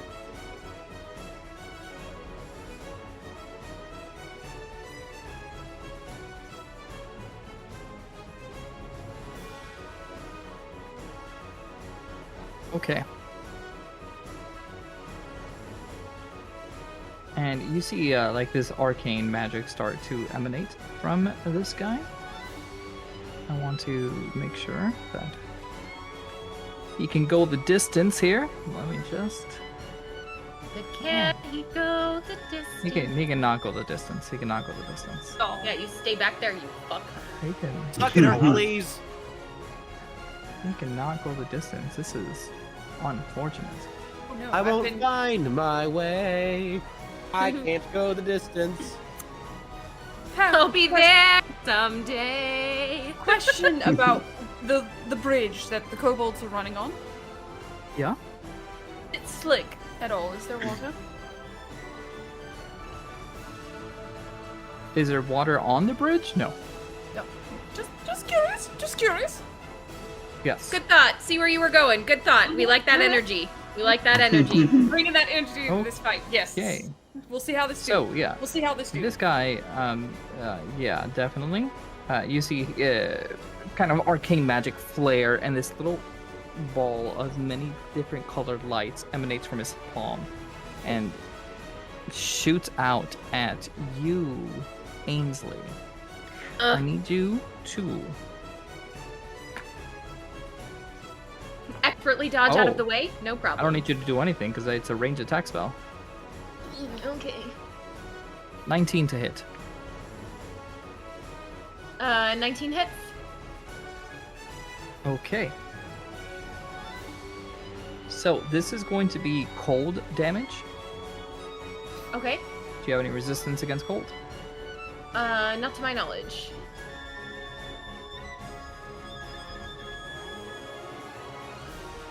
No. All right, you take 12 points of cold damage. Whee! Okay. Jesus. I am at 13 HP. Oh boy, here I go healing the monk again. That is going to be his turn. And then this boy, but let me select him. Also going to make a dash action. Get right up here, right there. Right next to the big armored kobold. Brings us to the top of the round, Dante. All right, I'm going to once again try to whack the one in front of me. Oh my lord! With a nat 1, he just effortlessly dodges out of the way because he is too hurt from the magic missile that just like seared like a portion of his limbs out. Oh my god, Lord help me. All right, with my bonus action, I'm going to shift into my beast form. My hair starts to grow long and white as these electric spines shoot out of my back, and my arms turn beastly and golden, and I grow a tail, and I am now shifted. Boom, Okay. ready, end turn. Oh. Well, that's different. Awesome. This kobold's gonna come up here, and since he has pack tactics with the other guy, he has advantage against you and on attacks. Ainsley. Great, And that's sure. going to be a natural 20. Well, that hits. Oh no. Oh No. god. Oh no! Oh my Uh, god. That is 8 points of piercing damage. Okay, I'm still up. I got 5 HP. But that's gonna be his turn. Ainsley, you're up. Okay, that's great. It is a bonus action to do a potion for yourself. Okay.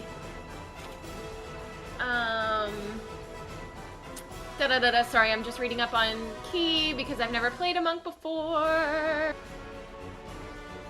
I'm just learning. It's maybe a good time because it's effectively, I think 3 attacks, or is it full? How many attacks do I get if I spend a key point to do Flurry of Blows? If you do that, it takes your bonus action and your attack action to do so. You'd get a total of 3 attacks. Okay. Just to let you know, the guy in front of you is like barely standing, and the guy next to you, like to the north, is also barely standing. Okay. Well then, I am just gonna try and punch both of them and hope the cleric gets over here to heal me. Sorry. Oh, do you? Okay, so I'm gonna punch the one to my right. Okay. With a 22. That hits, and it doesn't matter what you roll, he's at 1. Great. He's dead. Do you need me to roll anyway? Nope. Roll Okay. for the other guy. Punch! That's an 8! That does not That hit. misses, unfortunately. Okay. I can spend my key point and hit him one more time? Technically, you would have needed to declare that when you did the bonus action. Okay. Then that's my turn. Perfect. Okay. The kobold in front of you, Dante, is going to make another attack against you. That is a Okay. 21 to hit. Yeah, that hurts. God damn. You know, I've been rolling nothing but 17, 18, 19 the entire night. And last week too. Yeah, I always roll high. That's You right. stuck off to get this luck.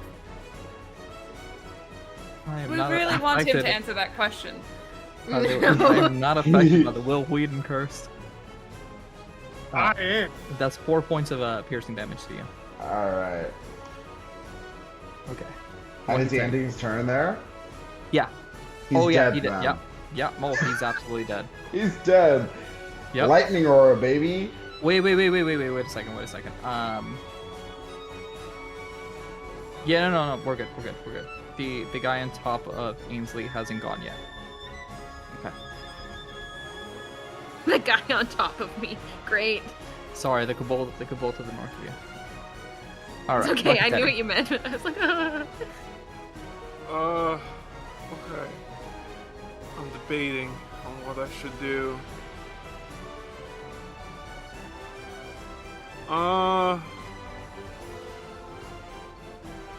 Teddy has faith in her party. She's going to run over.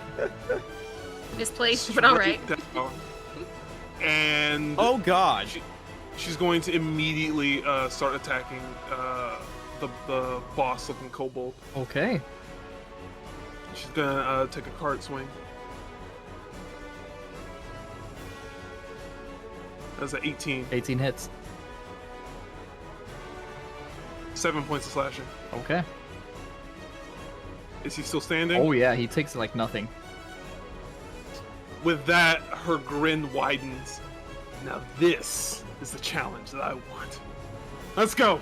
Let's break some stress. And that'll end her turn. Okay. The big armored kobold in front of you utters some words in that language that you can't quite understand, and it is going to make 2 attacks against you. Bring it.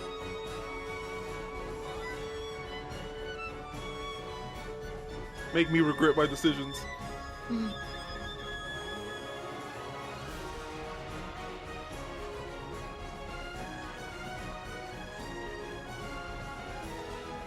That is a natural 1, Hey.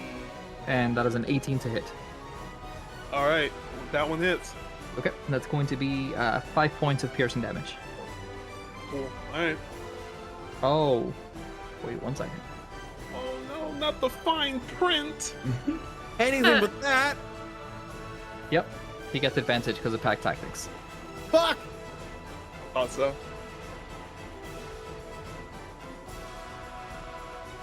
Okay. So 19 on the second, and that's 4 points of piercing damage. Okay. Yeah, that's going to be his turn. Then this kobold is going to come right here and make an attack against you as well, Lucky Teddy. Oh, Lord. Yeah. I Uh, love regretting my decisions. 13 to hit. That misses. Okay, awesome. Whew.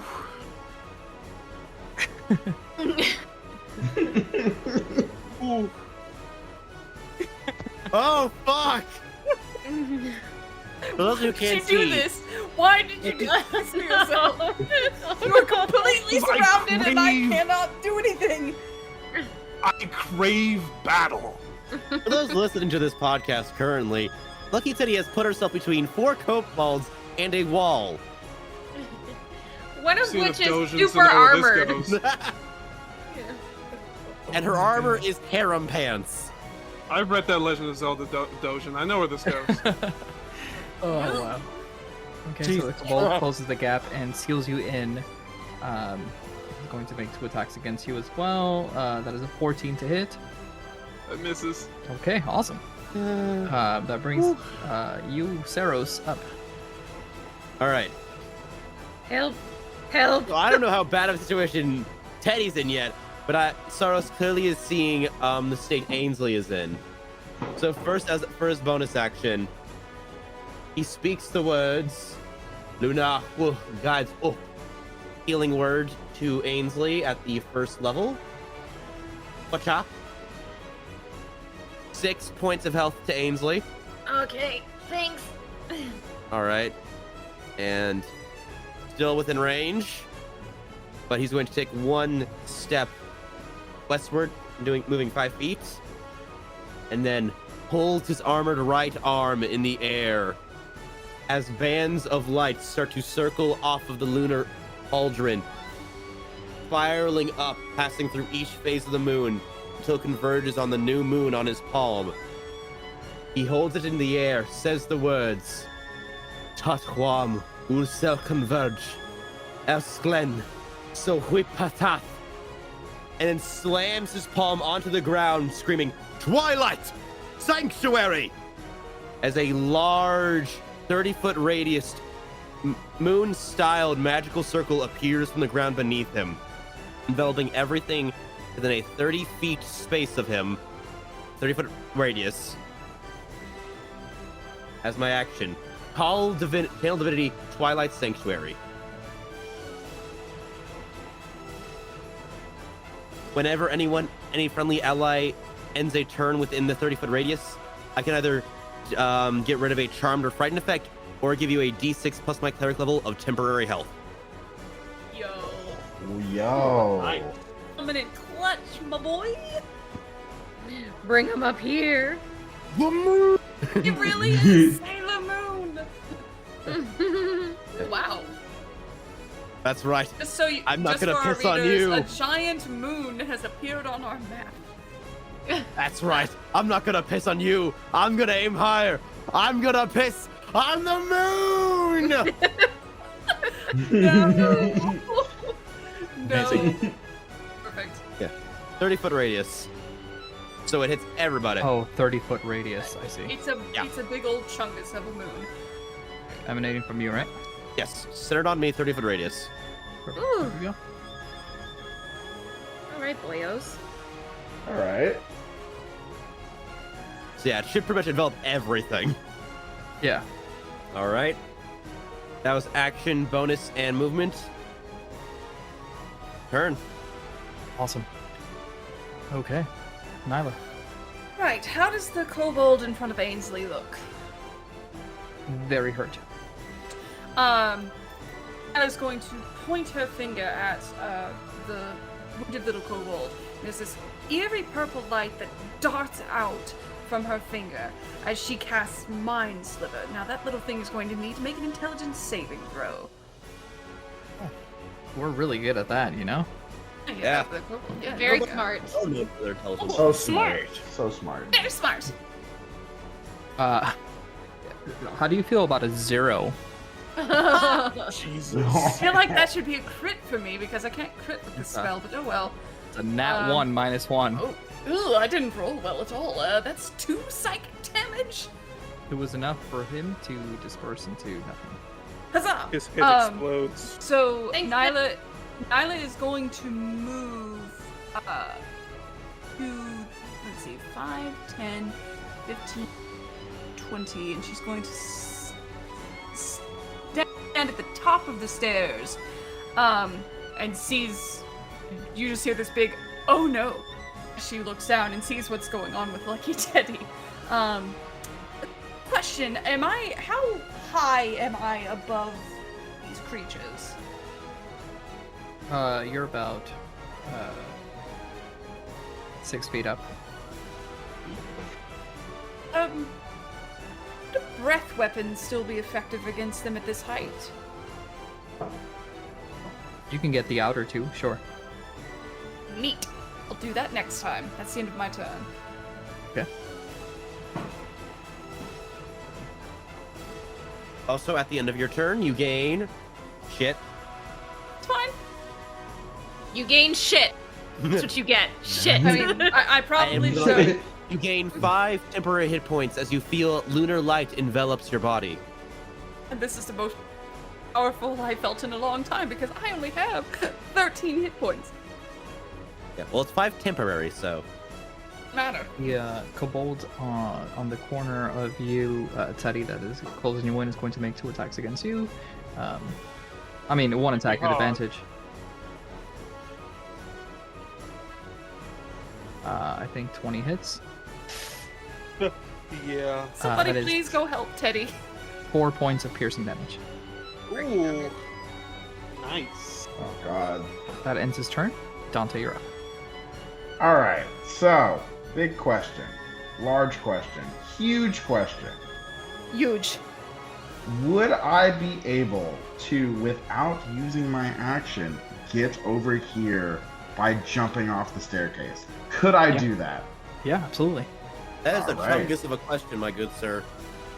All right. So Dante is going to jump right over here, right into the center of all this bullshit. And I'm going to attack using my action with my hammer, the one right above Teddy. Okay. Thank 15 God. hits. Finally. He is completely decimated, just crushed to the ground, and then just dispersed into air. All right. And I am also going to use my bonus action to put Shield of Faith on Teddy. Hey! What does that do? You get +2 AC. Nice. That helps out a lot. Yeah, that was pretty good. That was pretty good. Fucking good. That's pretty good. First level spell, too. And that Don't is forget, it for kids, me. your low-level spells can come in very clutch. Mm-hmm. Awesome. Okay. Ainsley, you're up. Also, 3 temporary hit points to Dante. Hey. Hey. How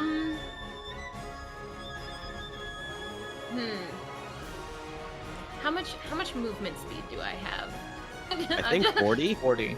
I want to do something a little bit maybe silly. I don't know. So if you look at the map, there's like these big spools of yarn or rope or something. How heavy would those be? I think that is a lot of debris put together. I wouldn't say that's necessarily like all a huge length of rope, but there is rope there that if you want to use. No, I'm more so looking at like the giant spool of it as though to like pick it up and chuck it over the edge and hit the guy with all the armor. I believe people call those barrels. Oh, is it a barrel? Perfect. Can I pick up the barrel and drop it over the guy with lots of armor's head?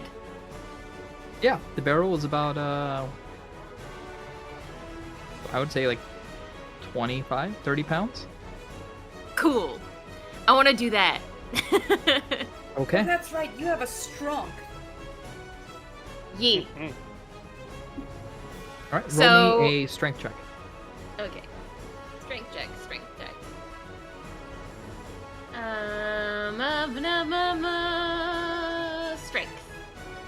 Oh, not a saving throw, just strength, right? Yep. Yup. Well, okay.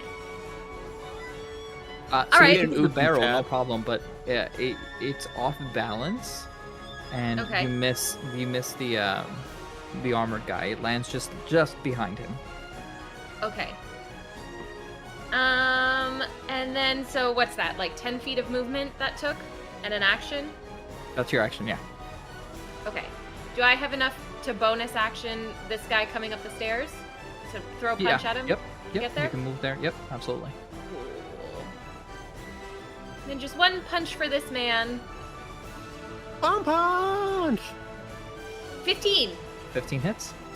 Great. 6 damage. 6 is enough to obliterate him. Great. Okay. That's turn. That's And you turn. And then gain I get some 4 temporary hit points. 4 temp HP. Perfect. Lucky Thank Teddy. you. Welcome. Okay. Oh, you know what? He didn't mean to move there. I am so sorry. How dare. That's okay. That was my fault, so I'll skip his turn. Okay. So bonus action, I'm going to down a healing potion. And that's 2d4 plus... What was it? 2d4 plus 2?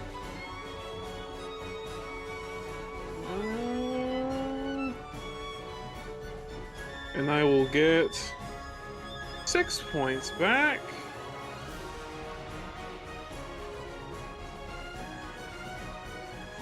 Neato, potato, and I'm going to. Teddy will hold a card, and that familiar look where the face card appears underneath this little area 10 feet out as she casts Arms of Hadar. Sorry, Ooh. Dante, but this includes you. Oh. Strength saving throw. Okay. Strength saving throw for everybody involved. Just this little.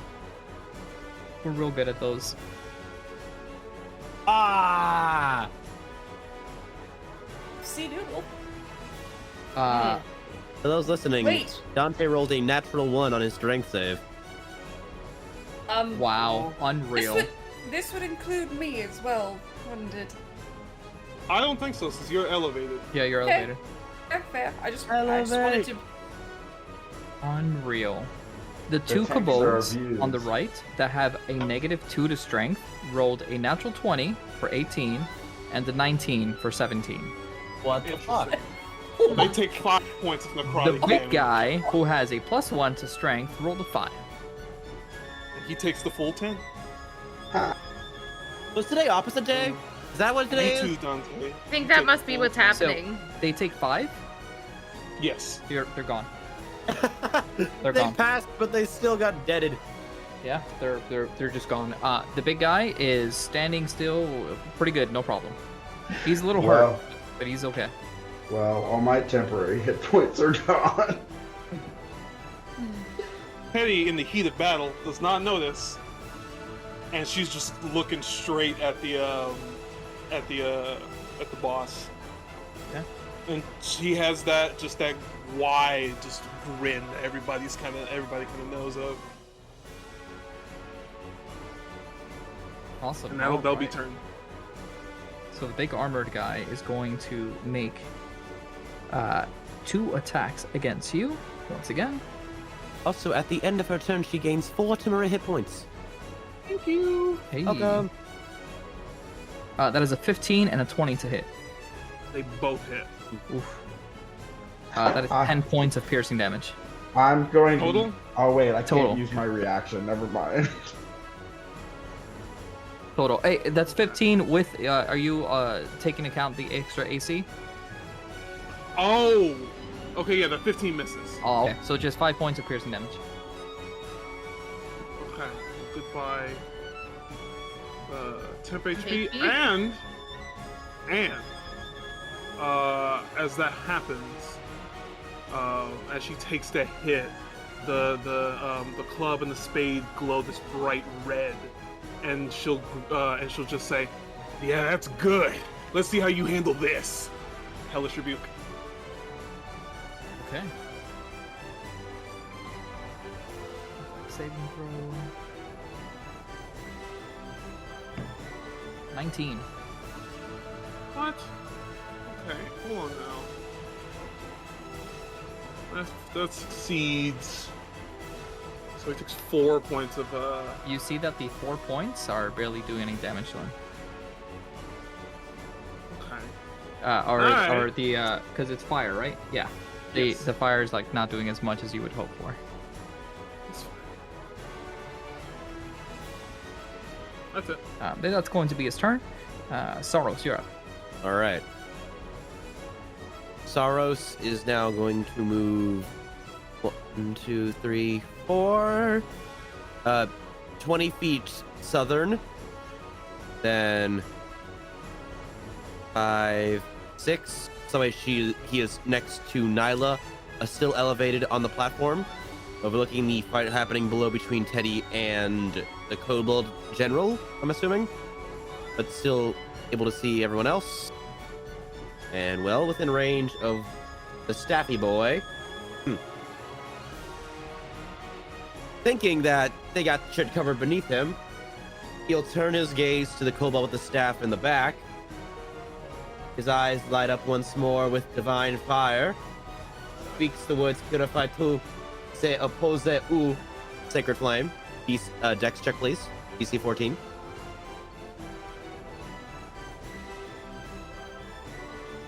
$16. He passes, so he easily dodges out of the flames. And as a free action, Sarros will pull out his shield. And just stand there ready for what else is about to happen. And Okay. do I get my Hail Divinity stuff? I do. I get the D6 plus 2. Yeah, you get to drink your own Kool-Aid. Hell yeah. 5. I'd like to notice that I've not rolled higher than half of any of my dice today. Now is not the time, dice. All right, Nyla, you're up. I look down and I see the big green scaly boy, and I sort of reach out with my staff and I tonk tonk on the top of his head. Hello! And then I open my mouth and there's this bright blue, almost clear blue light that just shines down, and I breath weapon right on top of his head. Let's see. So this cone of ice is literally just going straight down. I need him to make a dex save, please. The armored guy.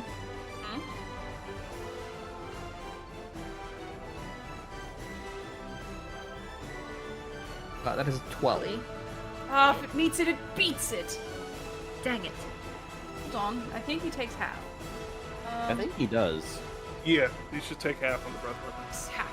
So I roll. Dex saves usually mean they take half. So half of 9 is 4. 4 cold damage directly on top of his noggin. Okay, awesome. You see some of the frost kind of just like go over like the helm.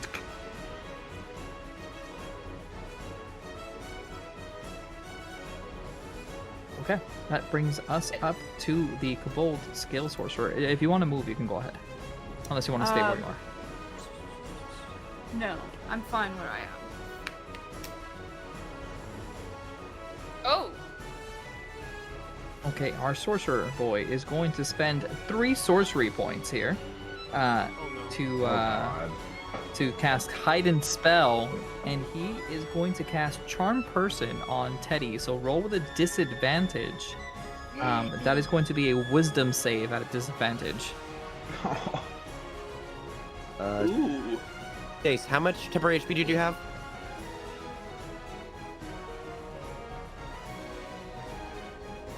Stacey? Oh, sorry. I have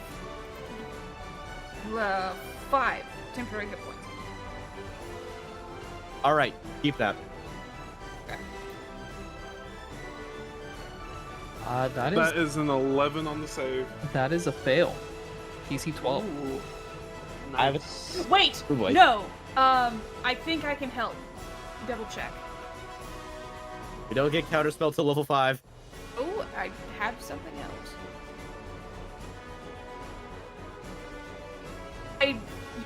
I'm using my reaction. You see the little blips that represent my sorcery points just fade out of existence. Hey Teddy, add a D4 to your roll. Okay. That's 3. You overcome the charm spell. Oh, And I also have I have to 1, do a 2, thing. 3. I'm sorry. No, sorry. It was at disadvantage. I am so sorry. That is an 11. Shit. You're right, it was. Okay, yeah. So just one short. So you were With just my charmed. tides of chaos. Let me roll my wild magic surge. Whoop. Hey. We're safe. We're safe, everyone. No TPK Darn. yet. Yeah. I want the magic nuke. I do too, but not right this second. That's going to be his turn. He's actually going to hang out there. That brings us to the top of the round once more. Dante, you're up. All right. I'm kind of hurt, but I'm going to come up and I'm going to attack the armored kobold. First with my warhammer. Oh, that's fantastic. I'm doing great. Rolled another miss. natural one. Oh, that's another nat one. Are you okay, Eventually. buddy? Yeah, what's going on over there? My bones hurt. It's a no bones day, everyone. Eventually we'll see what he can do. And I'm One day. gonna come back around with my bonus action for a tail slap. And misses, doesn't it? Yep. Um, Man. He just Roll blocks the it 10. with his spear. Just parries it. He's doing his best. We all have those days. Yeah. I'm trying. You get 3 temporary HP, buddy. Thank you. You're welcome. It's gonna last. Ainsley, you're up. All right, what is the best way for me to get to this guy right now? Jump. Which one? How? Oh yeah, I guess. Well, might as well get the big armored guy. I mean, Well, you got what, like 40 feet of movement? You can make it Yeah. there normally. Yeah. yeah. You can make Cool. it to the little squirt or the big squirt, either one. You just hop over the ledge. Yeah. Just run on down. I'll just hop over. Yeah. And then run up on him over here. So we're all flanking him. And I'm gonna spend a key point. 1 key point. I'm announcing it now to get 3 attacks Okay, flurry of blows. Yep. for flurry of blows. Okay. So I can just 21. The one hits. For 5 bludgeoning damage. Okay. 20 Hits. for 5 bludgeoning damage. Yes, get him. And a nat 20 Oh, for 26! A nat 20 and a nat 1 on the other side. Oh, Yeah. Yes. I think I know where the luck went, guys. And that is going to be 12 bludgeoning damage for exactly- a total Yup. of 22 damage. Exactly what you needed to bring him down. Yay! It disappears into nothing. So, yeah, Teddy like hops over the stairs and she runs up and she's like, "Leave my friends alone!" and just punch, punch, punch. Wow. Big punch, it's all in the mind. Okay, lucky Teddy, you're up. Hearing a Tekken-esque combo right now. Very, very Tekken-like right now. Oh, I am charmed, yes. No, yes. Ainsley gains 5 temporary hit points. Thank you. You are charmed. What am I supposed to do when I'm charmed? So you regard him as a acquaintance, like a friend. Uh-huh. And you're pretty much charmed until somebody makes a harmful attack against you. So, you're kind of just... You're free to move, you're free to do whatever you want. You just know that kobold is your friend. Like there are no enemies in this battle for you right now. Okay. And for flavor, you guys see that the club and span on her cheeks are glowing a like bright, radiant pink. Which is not a normal color for her magic. It's usually something like red, greens, blues, all that. What to do? Who fucked with the warlock's RGB? I guess I'll down another potion, and that'll be it. Since she's acting like the battle's over. As Teddy ends her turn, ethereal light washes over her, and her charm status ends. I can either grant temporary hit points or end one effect on it, causing to be charmed or frightened. Sick. Oh, nice. Nice. Clerics, You like? they're fucking good. So the charm spell wears off, and you know full well that you were charmed. Like the residue stays with you, and you know that you were just charmed. Ah, I see. Then she'll go from the nonchalant look as the pink light kind of flickers out, and it will immediately turn to anger. If she was a barbarian, she would rage. Sarros, you're up. All right. Yeah, sorry. Frog in my throat. Should stop Alright. eating frogs. But they're so tasty. Yeah.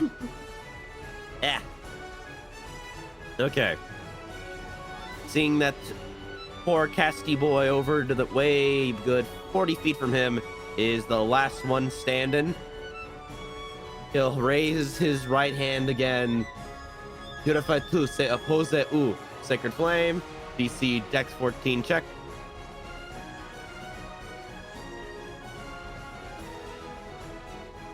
That is a 4.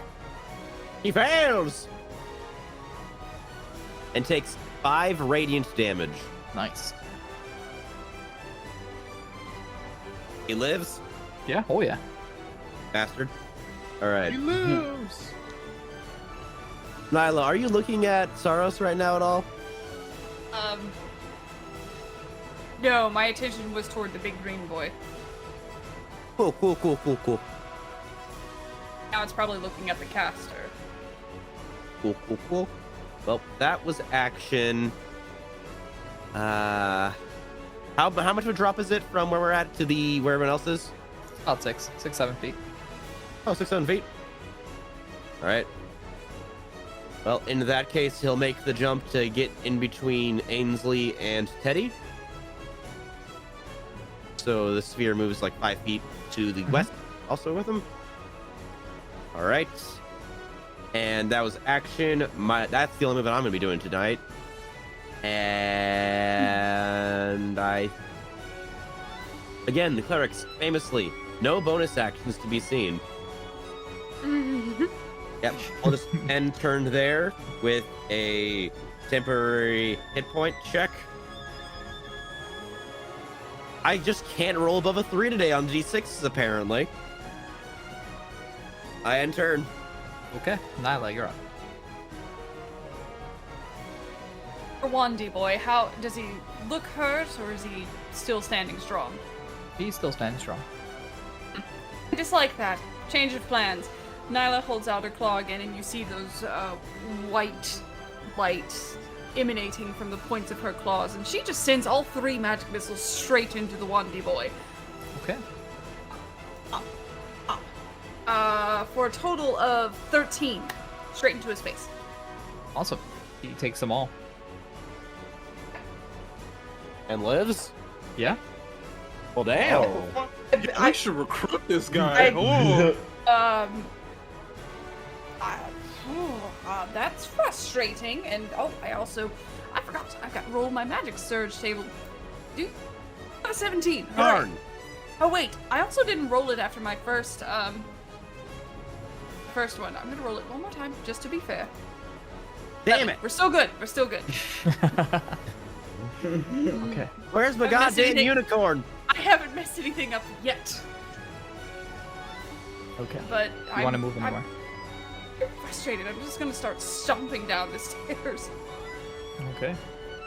Let's see. Congrats, you're the first person to get 6 temporary hit points. Ooh, wonderful. I think I get. Remember, they just do not enough to stack. Whatever the new number is, you have to take that unless you want to keep the older one. I'll just up the 1. That's fine. I'll take 6. Do they temporary stack? hit points. Or no? They Do not stack. temporary Temporary hit points do not temporary hit stack. points do not stack. Okay. Yeah. You either keep what you had or get the new one. Okay. Okay, that brings his turn up to our scale sorcerer. He is going to cast a spell. You see 3 beams of fire kind of light up in the air, and then these like a ray shoot out of them. And that is going to target Ainsley, Dante,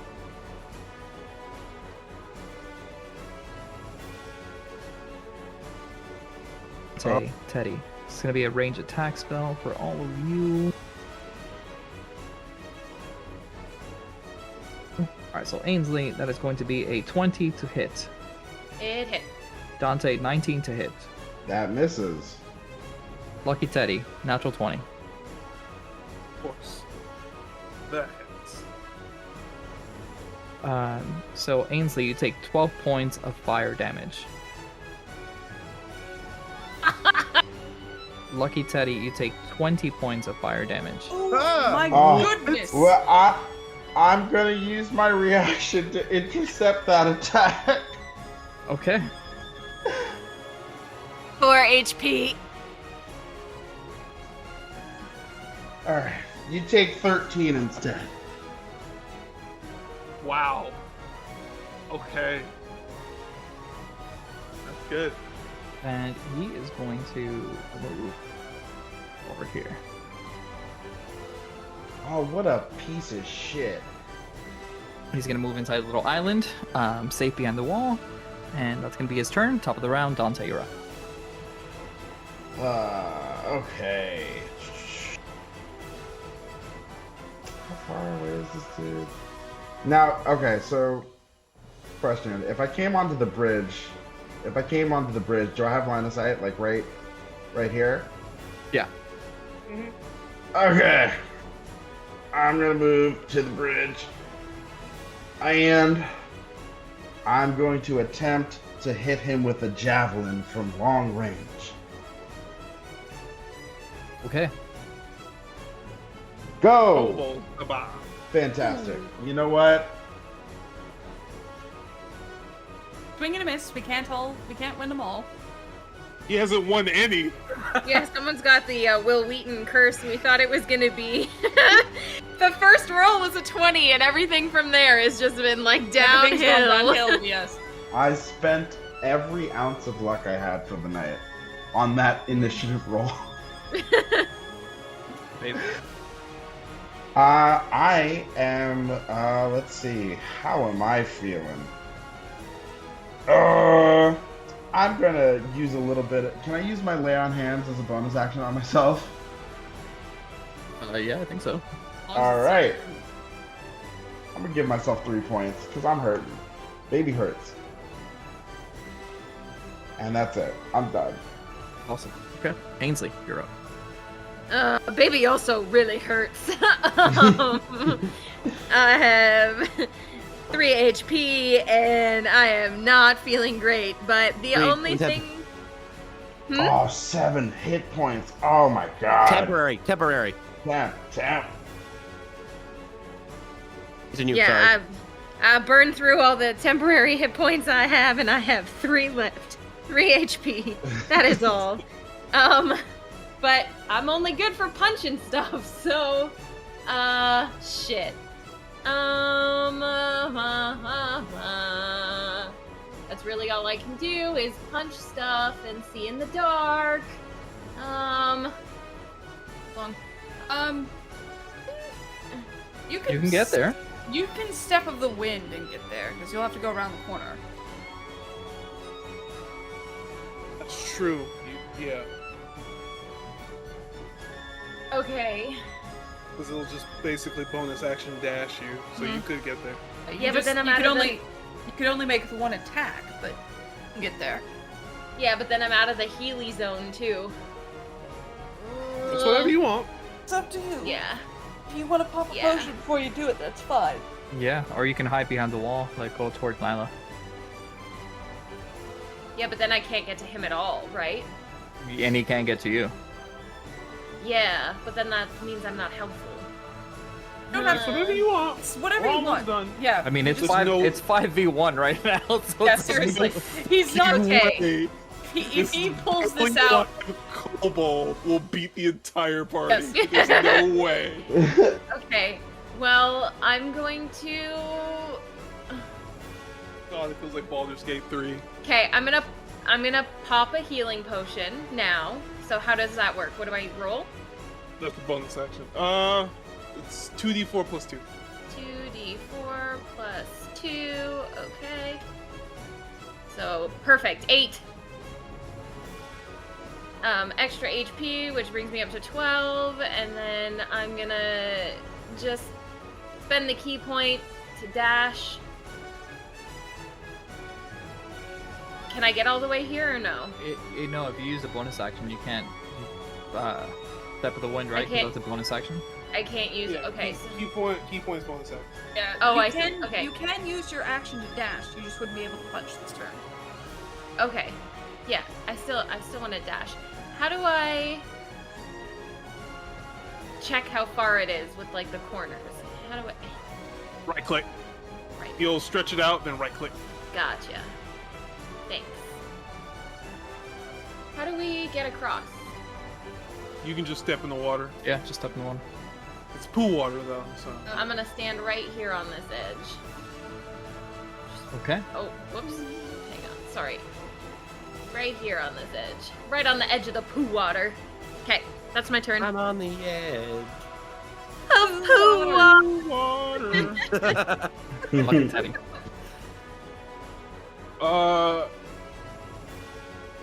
Yeah. 7 temp to Ainsley. Even though I'm not in the bubble? Fuck, never mind. Yeah, that's what I thought. It's okay, thank you. Teddy's gonna take the same approach. Just a little slower. Kind of lumber on over. And first and foremost, she's going to hex the kobold up top. You got it. Battered and bloody, and it'll be Dex, which is the stat. Okay. Battered and bloody. She's gonna hold up a hand with a card in her palm. The card's gonna float, and it's gonna spin slowly and quickly as it picks up speed, kind of like a buzzsaw. Take this, you son of a bitch! And then she'll chuck the card through, and that'll be a ranged card attack.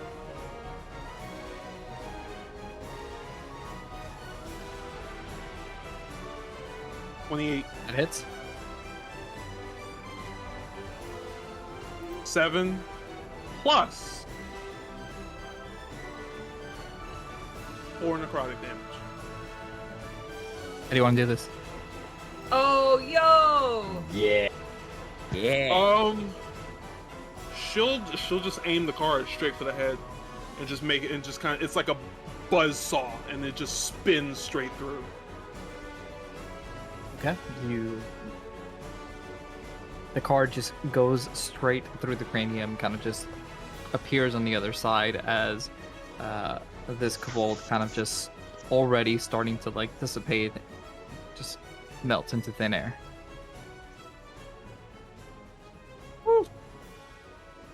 I'm already feeling better. With that, the battle is won. Congratulations. A little Was spicy. that jingle? Was that fanfare? Yeah. Hey! You got fucking fanfare, That's boy. pretty good. Yeah. Did it. You know, thoughts. You know, I'm trying to come to terms with the whole facts bit. We are trapped in a video game, and I thought we would feel a little more powerful than this. We nearly got decimated by a bunch of kobolds, and I don't appreciate it. Not one bit. What are you talking about? I feel powerful already. And she walks over with 1 HP. So you guys are definitely feeling your attacks aren't, it doesn't hurt like as much as if you would have gotten hit in real life, but yeah, you do feel it, and you feel the wariness of your characters after the fight. Mhm. All right. Immediately So seeing this- on the fucked up state of his fighter people, Sarros will move up to Teddy, cast Cure Wounds, pass Dante a healing potion, and then head over to Ainsley and cast Healing Wounds, Cure Wounds on her. Thanks, Captain. All right. Teddy gets 10. Ainsley gets 5. Five is good. That brings me up to 17. It's great, thank you. And Dante gets a 2d4 plus 2 healing potion for whenever he deems to use it. Thank you. Is everyone all right? Ainsley's just gonna like roll her shoulder a little bit, like, "Ooh. Wow, punching that armor guy really like took it out of me. Ugh."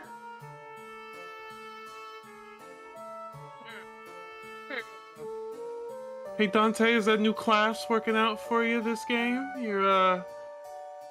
I noticed you're whiffing a little bit. Dante's gonna come out of his transformation and just look at Teddy, be like, uh-huh. And who was throwing spells at me earlier? Hey. You decided to walk into it. I knew what I was doing. Kobolds like to gang up, so I let them gang up, and I use it against them. Yeah, sure you did. It worked, didn't it? You got me there. So the room is yours to explore however you wish. You know that there's a door that the two kobolds were originally guarding, and there's this little island area from here.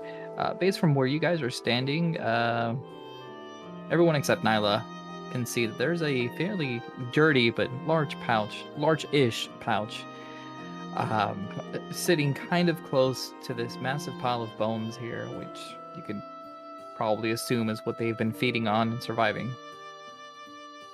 Should probably check the bodies in case those little pieces we need are with them. Yeah. I'll be looking around at did any of the kobolds drop any items or anything like that? None of them dropped anything. Alright, so let's see. I'm going to examine the door those two were guarding. I'll go with. By the way, the dark vision that you two have only lasts an hour, so you don't know how much longer you guys got that for.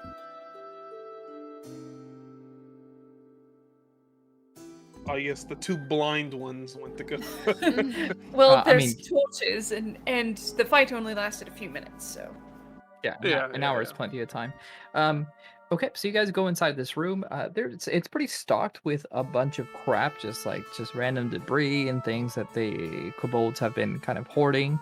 Do you both want to roll me an investigation check? How about, why don't we help each other? That way one of us can get advantage. Sure, I'll help you. Go for it. Perfect, because I think I have the highest intelligence of the group with a 12. Let's take a look. I have a 12 also, no need to brag. I have an 18. Okay, 18. Beneath some of the wreckage, there's a little piece of silver that catches your eye. Ooh! And reaching down into it, you find... it looks to be a broken off piece of some sort. Examining the piece, you get a little message that pops up and says, piece 1 of 8. Find all the pieces, and then it has a bunch of question marks. Ooh! I run out of the room. I found one! They look like this! And I hold up the little silver piece. Neat. Well, I guess you can hold on to that, I guess. Ainsley's over here where they were all kind of chanting and doing their thing or whatever, and she's sort of kicking, moving the bones around with her foot. Just sifting through everything there to see if she sees anything shiny. There's nothing in the skeletons that you move out of the way. Okay. But where you're standing, since you're in the middle of the island, so there's this big pouch next to you that's kind of dirty and soiled. Mm-hmm. There's a well in front of you, and then on the wall, there are a number of... there's a text that reads across, but it is in a language that you do not comprehend. And then you see this large eye that is drawn on the wall. Okay. Do I have anything with me? What do I have? Okay. Ainsley was looking to see if she had anything in her bag that she could, like, write down the language that she was seeing or the eye that she was seeing, but she doesn't. So she's going to call out to everybody else and just say, hey, does anyone have anything to draw with? And then she's going to open the dirty pouch. Okay. And rummage through that while she hopes everyone comes over. Gotcha. So inside the pouch, you find 60 gold pieces. Woohoo! And there are 2 potions. One is a like deep yellowish color, and the other one is light and blue and has these bubbles that kind of just float in the middle. It appears someone was dehydrated. Yes. Bubbly, potion, and yellow potion. Okay. She's gonna stick both of those in her bag there. And then I guess inspect the wall with the writing while she waits for everyone else to come over. Do you need investigation or perception?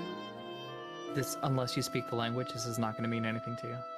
No, but she's just looking at the wall, I don't know, to see if there's maybe like some, I don't know, Something hidden? thing. Yeah. Oh, absolutely. You can roll me an investigation check. And just to repeat, the language is not common, celestial, abyssal, or infernal. Correct. Dwarven or draconic. Will a nat 20 that ends up being a 23 help me? No. There is nothing on the wall that is hidden. Oh, okay. No bonus anything because it was a nat 20? No bonus. Dang. Okay. You can't Well- find nothing if nothing is there. Listen. 0 times 0 is still 0. Zero. 0 times anything Look, is still look, 0. look. A nat 20 is like a miracle, okay? If there was anything to be found. says the There- nat 20 machine. Oh no! Oh no! What have we done? Okay. For Reid, maybe. But for you, no. To go the entire campaign What? and paladin Oh, boy, just well, keeps now. swinging and never hits. Oh no. No, okay. If anyone has a pen or a pencil, piece of paper, maybe we should write down what's on this wall here and see if we can find anyone up top who might have any information. You know, funnily enough, you would think that standard starting equipment would come with something like this. It does not. Hetty just looks down at her, like, jester attire and kind of looks up. Oh, shoot. I used up my last pen the other day. Okay. Anyone have a really good memory? No, that was my last character.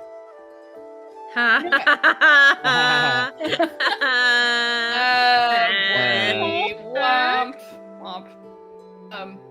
I think we could possibly come back. Could we?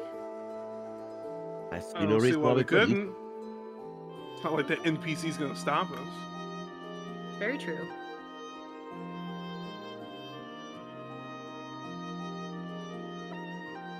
I feel like So- if we do have to come back, we can. We have more gold now. We can pick up a few other essentials, I'm sure. Although I don't know. Seems like this world is a very expensive place to live in. We'll see what happens. For now, let's head back up to... What was his name? Is there anything else you want to explore while you're down here? And Let's there's take a look at the well before we leave too quickly, I think. Yeah. Oh, Agreed. sure, yeah. There's definitely a big hole that looks like it needs to be examined. Let's look down the well then. On roll me an investigation check. Everybody? Yeah. Oh Sure. boy. Yay. It's Already very used up my murky, good one on the wall. murky doesn't and do water down anything. there. Yo, investigation. Okay, next person who rolls gets Jesus. guidance. We're doing great. Oh no! 17. Plus a d4.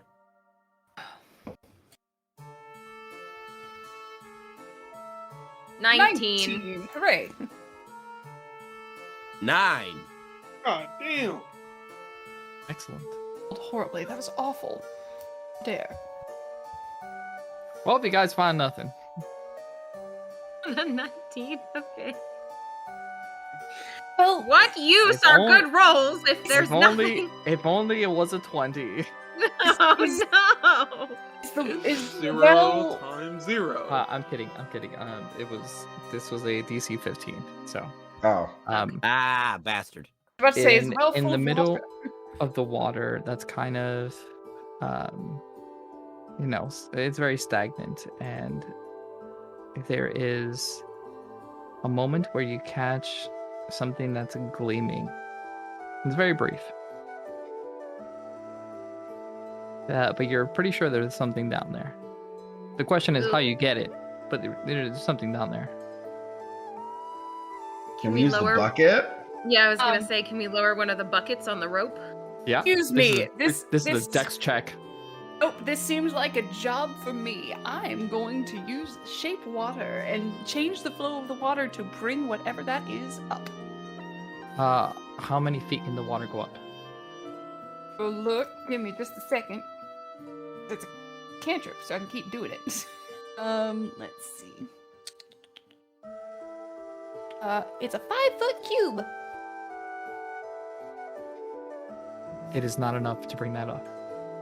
So it's coming up a little bit. Yeah. Yeah, you can get it closer. You can get it closer, but it's a good like 20, 30 feet drop. Oh, But we could still use the bucket Yep, you can use the bucket. with the with Bucket. the rope. Bucket time. Yep. Who's doing the bucket? I need a dex check for the bucket. Whoever's I doing have bucket gets guidance. I have an 18 dex. Yeah, I think Go you're for it. Yes. You are the bucket. Okay. The monk Is that a the saving bucket. throw or a straight dex? Dex check, not saving throw. 11. Or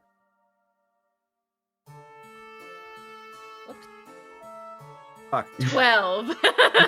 Okay, you know what? I'll give. Is it too late to say that I'll assist? No, it's not. It's not. I was gonna give advantage because there's several people around this, and everyone's interested enough.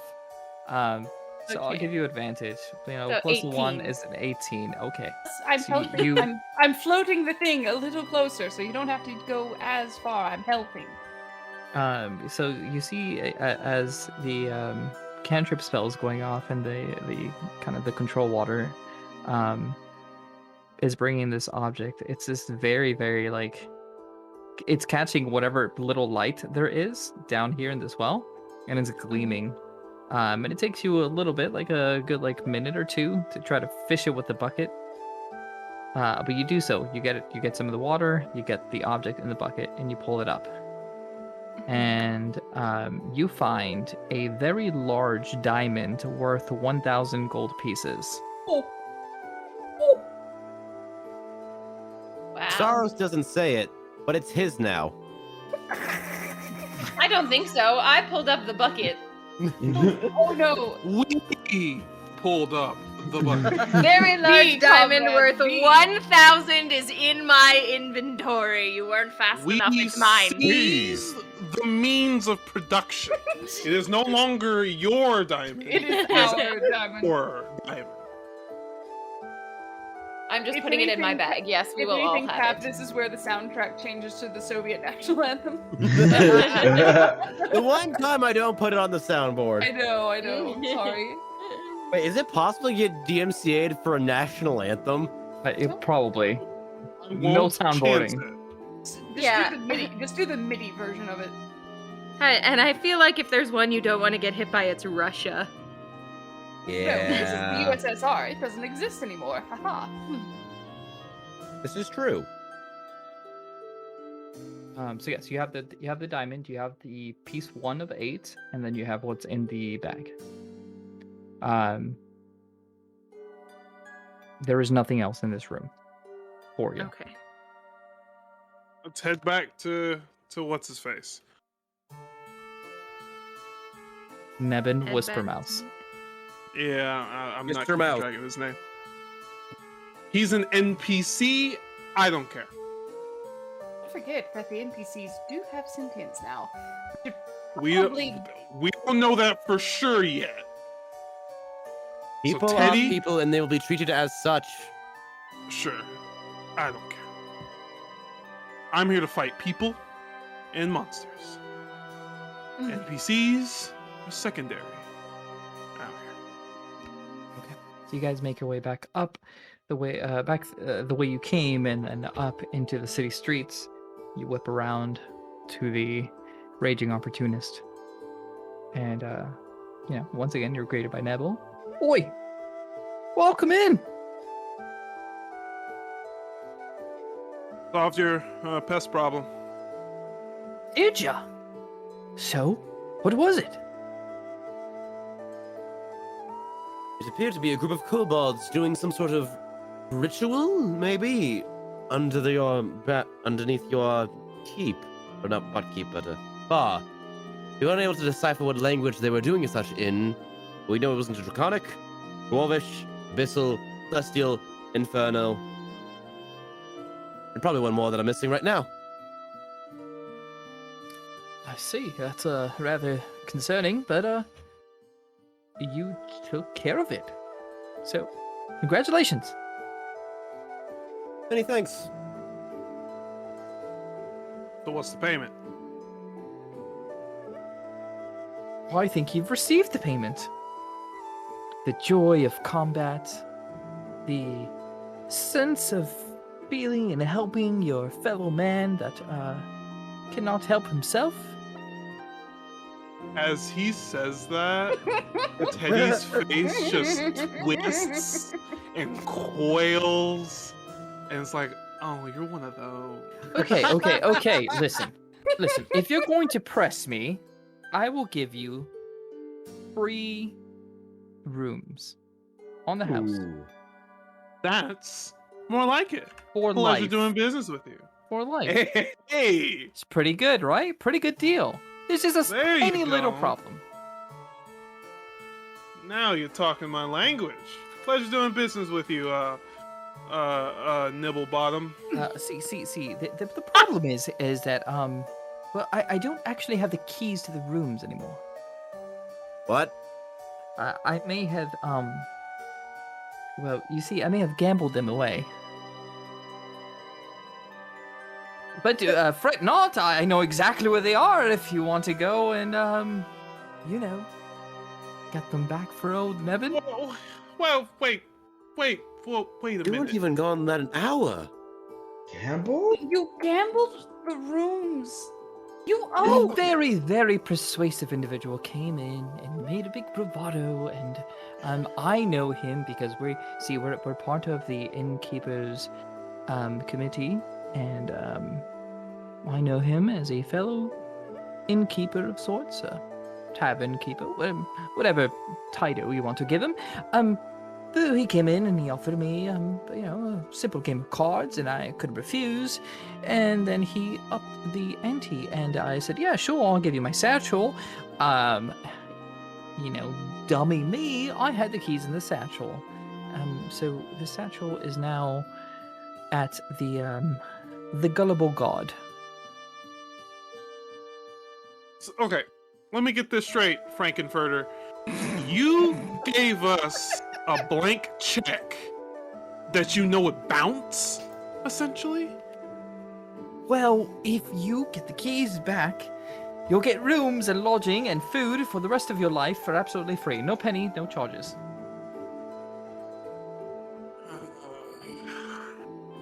Okay. Just I think it's a good deal.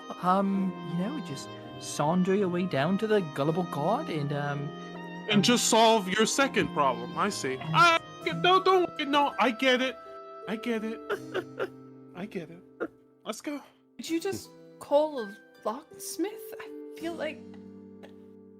I mean, I don't know if that's programmed into the game. What? Seems like a much more logical solution. Don't you think? This is why I don't fuck with NPCs, guys. Um, Just saying. you know what? He's going to roll insight.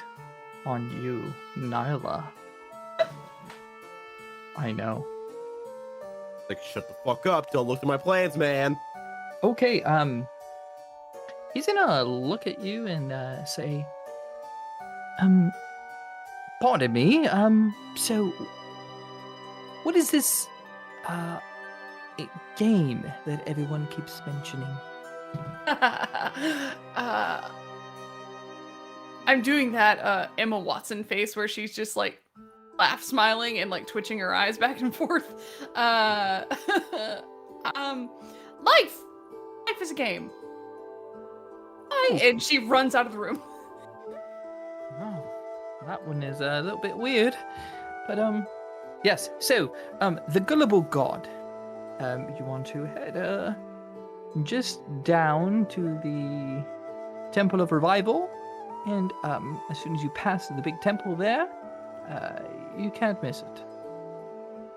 Who are we looking for?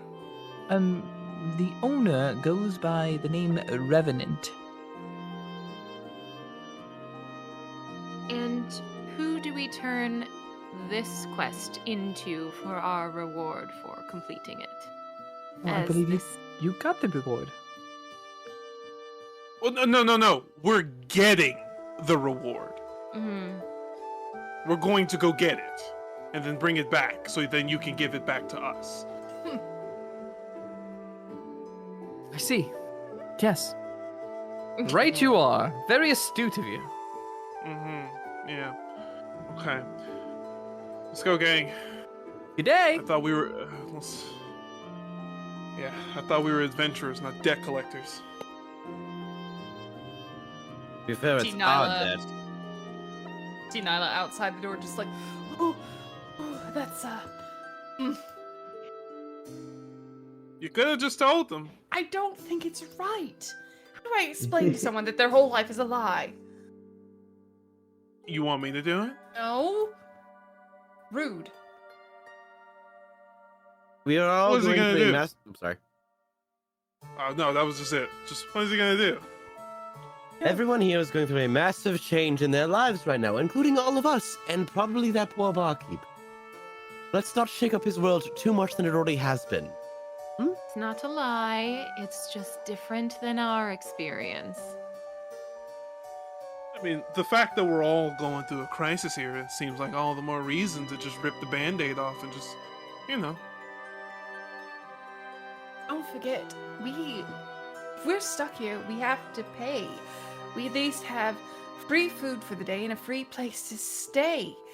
If we complete this other side quest and then we're done, we at least have a safe haven, and then we can think and go from there. I'd rather be safe, fed, and, able to sleep, and then we can, start fresh in the morning.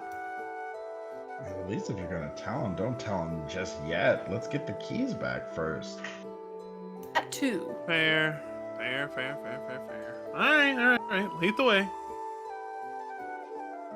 So you guys make your way through the low commons, heading to the Temple of Revival, which is the big main temple that in the old game, if you ever died or anything, you would respawn in the Temple of Revival of whatever town or city that happened to be in, whatever was closest to you.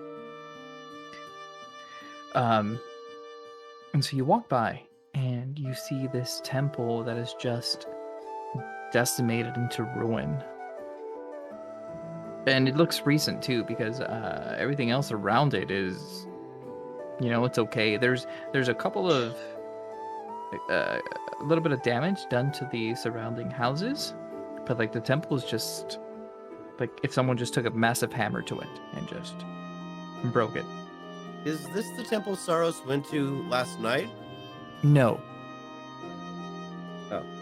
No, this is the main revival temple. So with the temple destroyed, now you really have no idea if there's a respawn or if there isn't.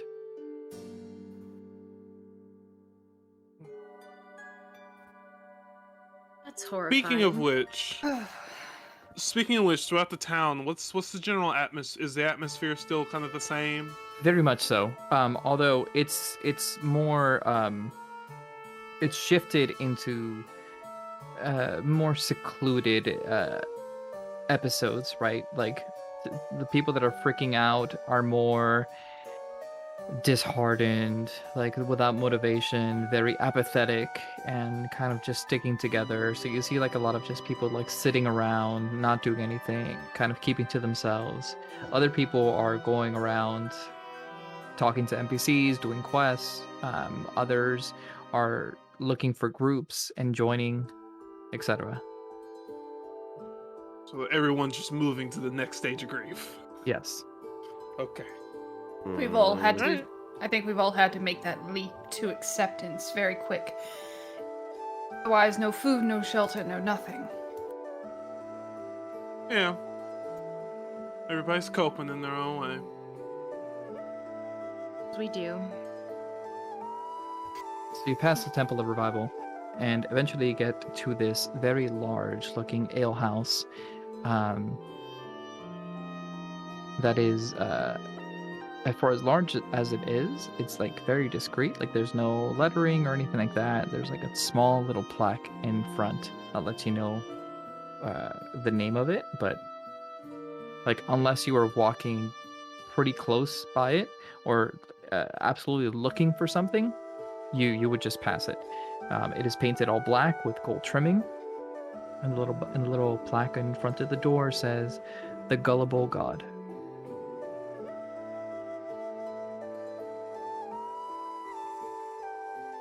Who are we looking for in here? Revenant. I called the Revenant, or just Revenant. Doesn't sound ominous or foreboding at all. I'm holding in every Apex Legends joke possible right now, Pap. I hope you're happy. Thanks. Appreciate it. I was gonna go with Preach. Wraith, but I think Revenant sounds better. Preach. Still, it's still.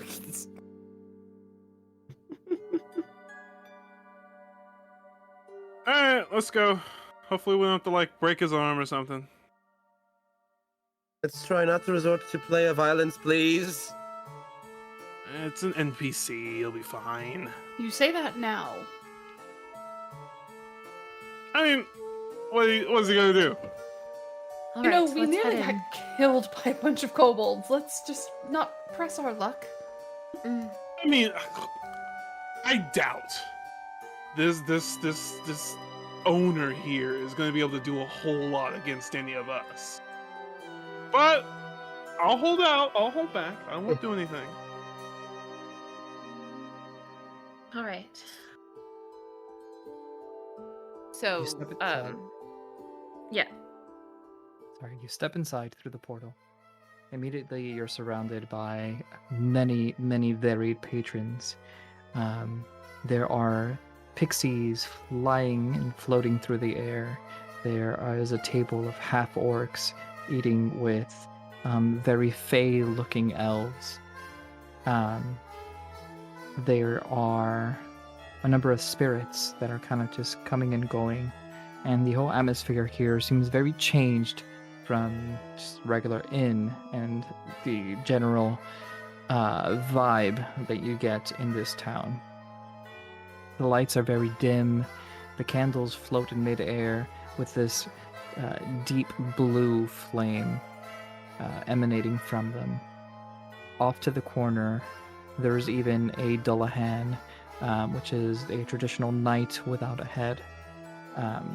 Yeah, From its head is emanating this blue fire as it kind of shifts shoulders to look at you slightly as you enter, but everyone's kind of going about their business.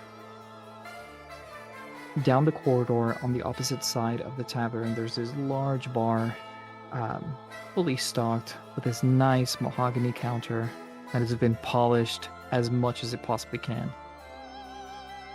And then sitting behind to the right in this little VIP area, this nice couch, there's a man that is dressed in a sort of suit.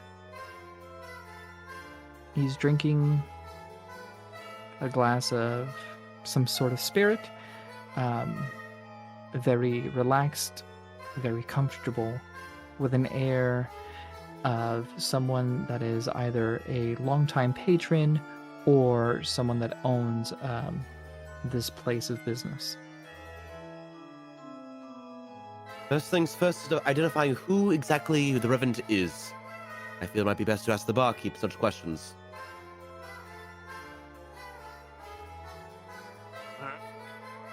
Let You, us up then. you walk up to the bar. The bartender is this very large, muscular Oni. That's just kind of very menacing looking. He turns to Hello, you my good all. barkeep. We are looking for an individual referring to themselves as the Revenant. Would you happen to know who that is? You're looking for the boss? If they be the Revenant, then that is who I am looking for. What business do you have with them? He has some items that we require. You have an invitation. Technically, no. However, if that's the gentleman over there, the very nicely dressed gentleman, I feel he might have some time to just for a quick discussion. The boss only sees those deemed worthy. And like as he's like about to say worthy, the individual in the back raises his voice. It's all right. You can let him through. Oh, consider this your lucky day. Then he goes back to polishing the glass. Ainsley's just gonna sort of like tuck Nyla right up against her side, like, stay here, don't move. You stay with me, kind of thing. Oh boy. The gentleman in the back addresses you all. Come now. Sit down. Let us get to know one another. No reason why we can't be friendly after all. I couldn't agree more. And Sarros will just turn to the party and just gesture like all right, let's go. And accept the invitation for a seat at his table. Teddy will walk over and sit. She'll sit next to her captain. I'm going where my sister's going. Yeah, I'll sit next to Teddy and the captain. On my right and my left. Okay, and then we'll take whatever seats are remaining. Okay. So, what brings a bunch of strangers down to the gullible god? Well, firstly, to be not so strange. Hello and salutations. I am Sarros Arrats, son of the Sovereign, and Connect of the Moon, and leader of Chuki's Covenant. It is a pleasure to make your acquaintance. Well now. So quick to give off names. Don't you know that's a dangerous game, son? If people wish to make deals with me, they must know who they're dealing with, no? Very well. Since you were so courteous enough to give me yours. Allow me to introduce myself. I'm Revenant. I'm the owner of this little establishment. It has quite a pleasant air to it. I must congratulate you on owning such a fine place. Well, thank you. See that you're a man of culture yourself. Well, I appreciate that. I try to appreciate the nicer things in life, you know? What's such a celestial figure as yourself coming down here for? Ah, well, you see, we've recently done some business with the owner over at the Raging Opportunist, Nevin Whispermouse. Apparently he has done business with you as well. Oh, Nevin was played for a sucker, I gotta admit. Fool has Yes. no luck with cards. But you know, games is fair, and fair is fair. I won that satchel. No tricks. I'm inciting that. Absolutely, go ahead. I would also like to incite that. Yeah. I know a trickster when I see one. On the other side, god damn it! Damn. You Damn, for both of jeez. you. Oh, two nat 20s Very. on the other side. Oh. Very hard to read. For those of you who can't see, we both rolled and we had nat 20s on the wrong die. Interesting. Got a 10 and a 16 respectively. God damn it. Teddy kind of just folds her arms, crosses her legs, kind of sits back in the chair, and just giving him like a pretty intense glare. No need for the hard eyes, sweetie. Unless we're playing poker, that is. Then you got a fierce stare. But if you want to play cards, I'm always down for a good game. Before we entertain such thoughts, you see, the thing is, what he has gambled away was not his to gamble. We were already promised keys to his tavern Well, before it sounds such like deals were made. that sounds like quite a predicament. Don't see how that's my concern after all. I did win that fair and square, so you know, you can have your little squabble with Nebin. That's the What do you thing. want for the keys? Oh, a player always plays for it.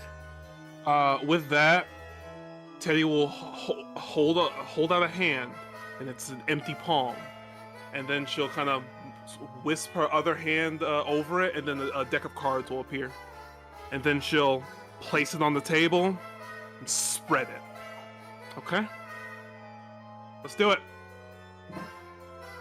I like her friend here. She is real fiery and serious about this.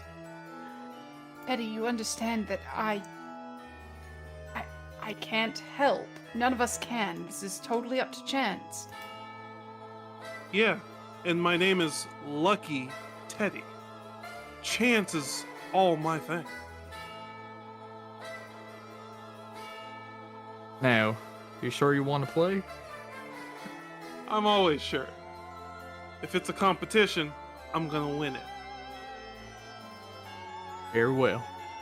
Then he claps his hands, and instantly, every patron that was at the bar, including the bartender, is not there anymore. Oh. The entire place is empty. And it's all of you sitting down and him on the other side of the table. Is this like Just- an illusion thing? Ooh. Just so I can be sure of any tricks. And then he snaps his fingers. As far as everyone is concerned, you're all staring at him, waiting for him to speak. Teddy, everything around you is frozen in time. The entirety Oh, of fuck. the inside is just turned monochromatic, and all of your friends are just still, stock still in whatever motion they were in. It's just you and me, princess. Looks like we got ourselves a game. Why do I keep doing this to myself? I don't know. All right, let's do it. Okay. Why don't we play a little game of 21? It's your house. Just for starters, just to get a little warm up. Sure. And you know what? Let's do this like gentlemen. And she'll hold out her hand to shake, just for, good sportsmanship. Revenant shakes your hand. As soon as their hands touch, she's gonna cast guidance on him. Okay. What? Okay. So his next roll, he has to set a plus D4. Yep. On ability checks. Oh, shit. Fuck it. This works. It'll work. I didn't go as well I wanted, but that's okay. He gets a deck of cards, he shuffles it. Some very fine shuffling. He deals 2 cards to you, 2 cards to him. He looks at his cards. He draws 1 more, puts it on top, looks at all 3. So you roll, for mechanics wise, 2d10. That is a 1 and a 4. So, just like 21. If you want to take a hit, roll another d10. He's looking at you with a half stoic face, half cock smile. She'll just tap the table, hit me. Okay. Go ahead and roll another d10. That is a 10 with a 15 total. Do you stay or do you want to hit?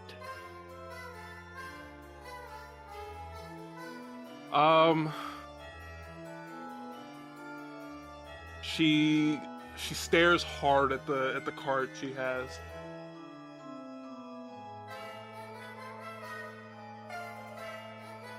She'll tap the table, hit me. That's a 4, 19. Keep in this. Yeah. Well, do you stay or do you hit? Seems I'll like stay. you're feeling your odds there. I'll stay. Yeah. Well, feeling pretty good about that hand. Feeling real comfortable like. I suppose.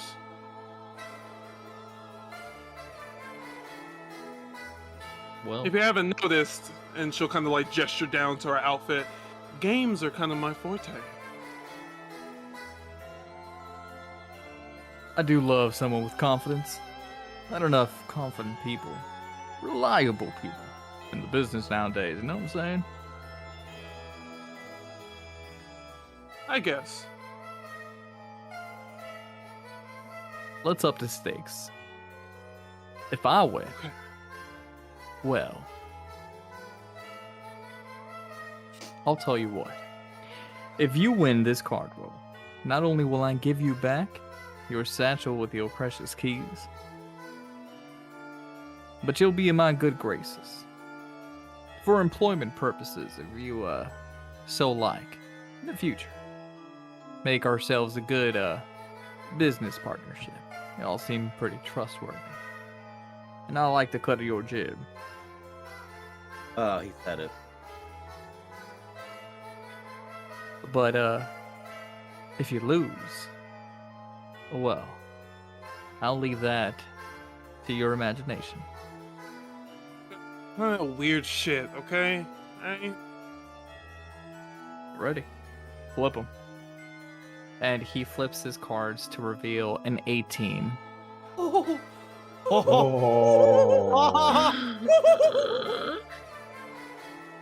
You cheeky motherfucker.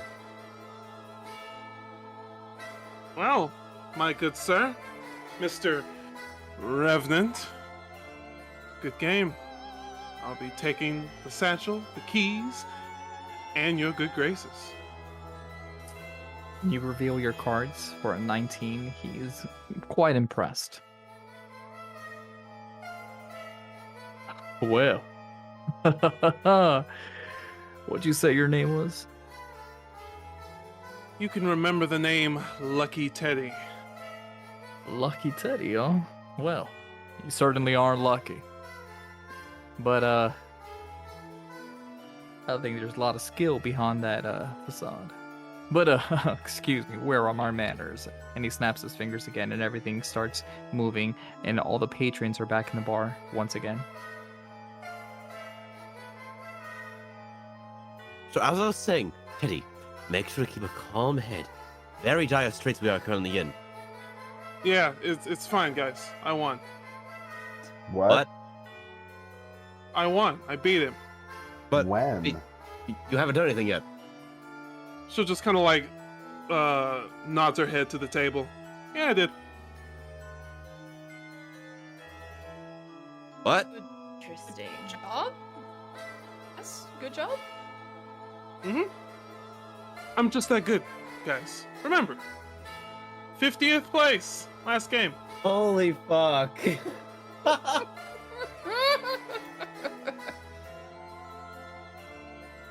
For those who are listening, Pap just showed us the rolls he made for that.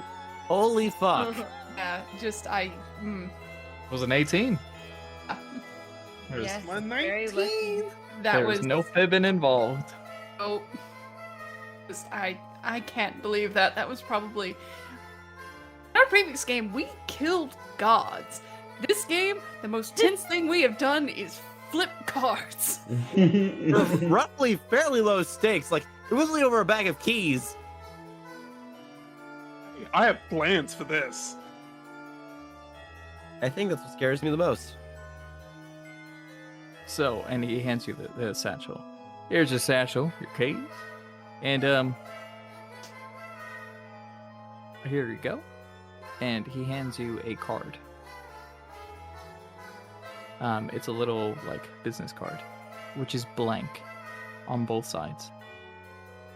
When you look at it, like you pick it up the blank card and you're like, oh, it's probably on the other side. You flip it around, there's nothing on the other side, and you flip it back again. Once you flip it back again and you're close enough to inspect it, there's a red script that kind of just writes itself on the card. And it says Revenant. Take that for a token of good faith to a possibly long and fruitful partnership. You never know when you need eyes that can span the entire city. Well, sounds good to me. Well, Covenant, I think we have a job well done. Just misremember his name again.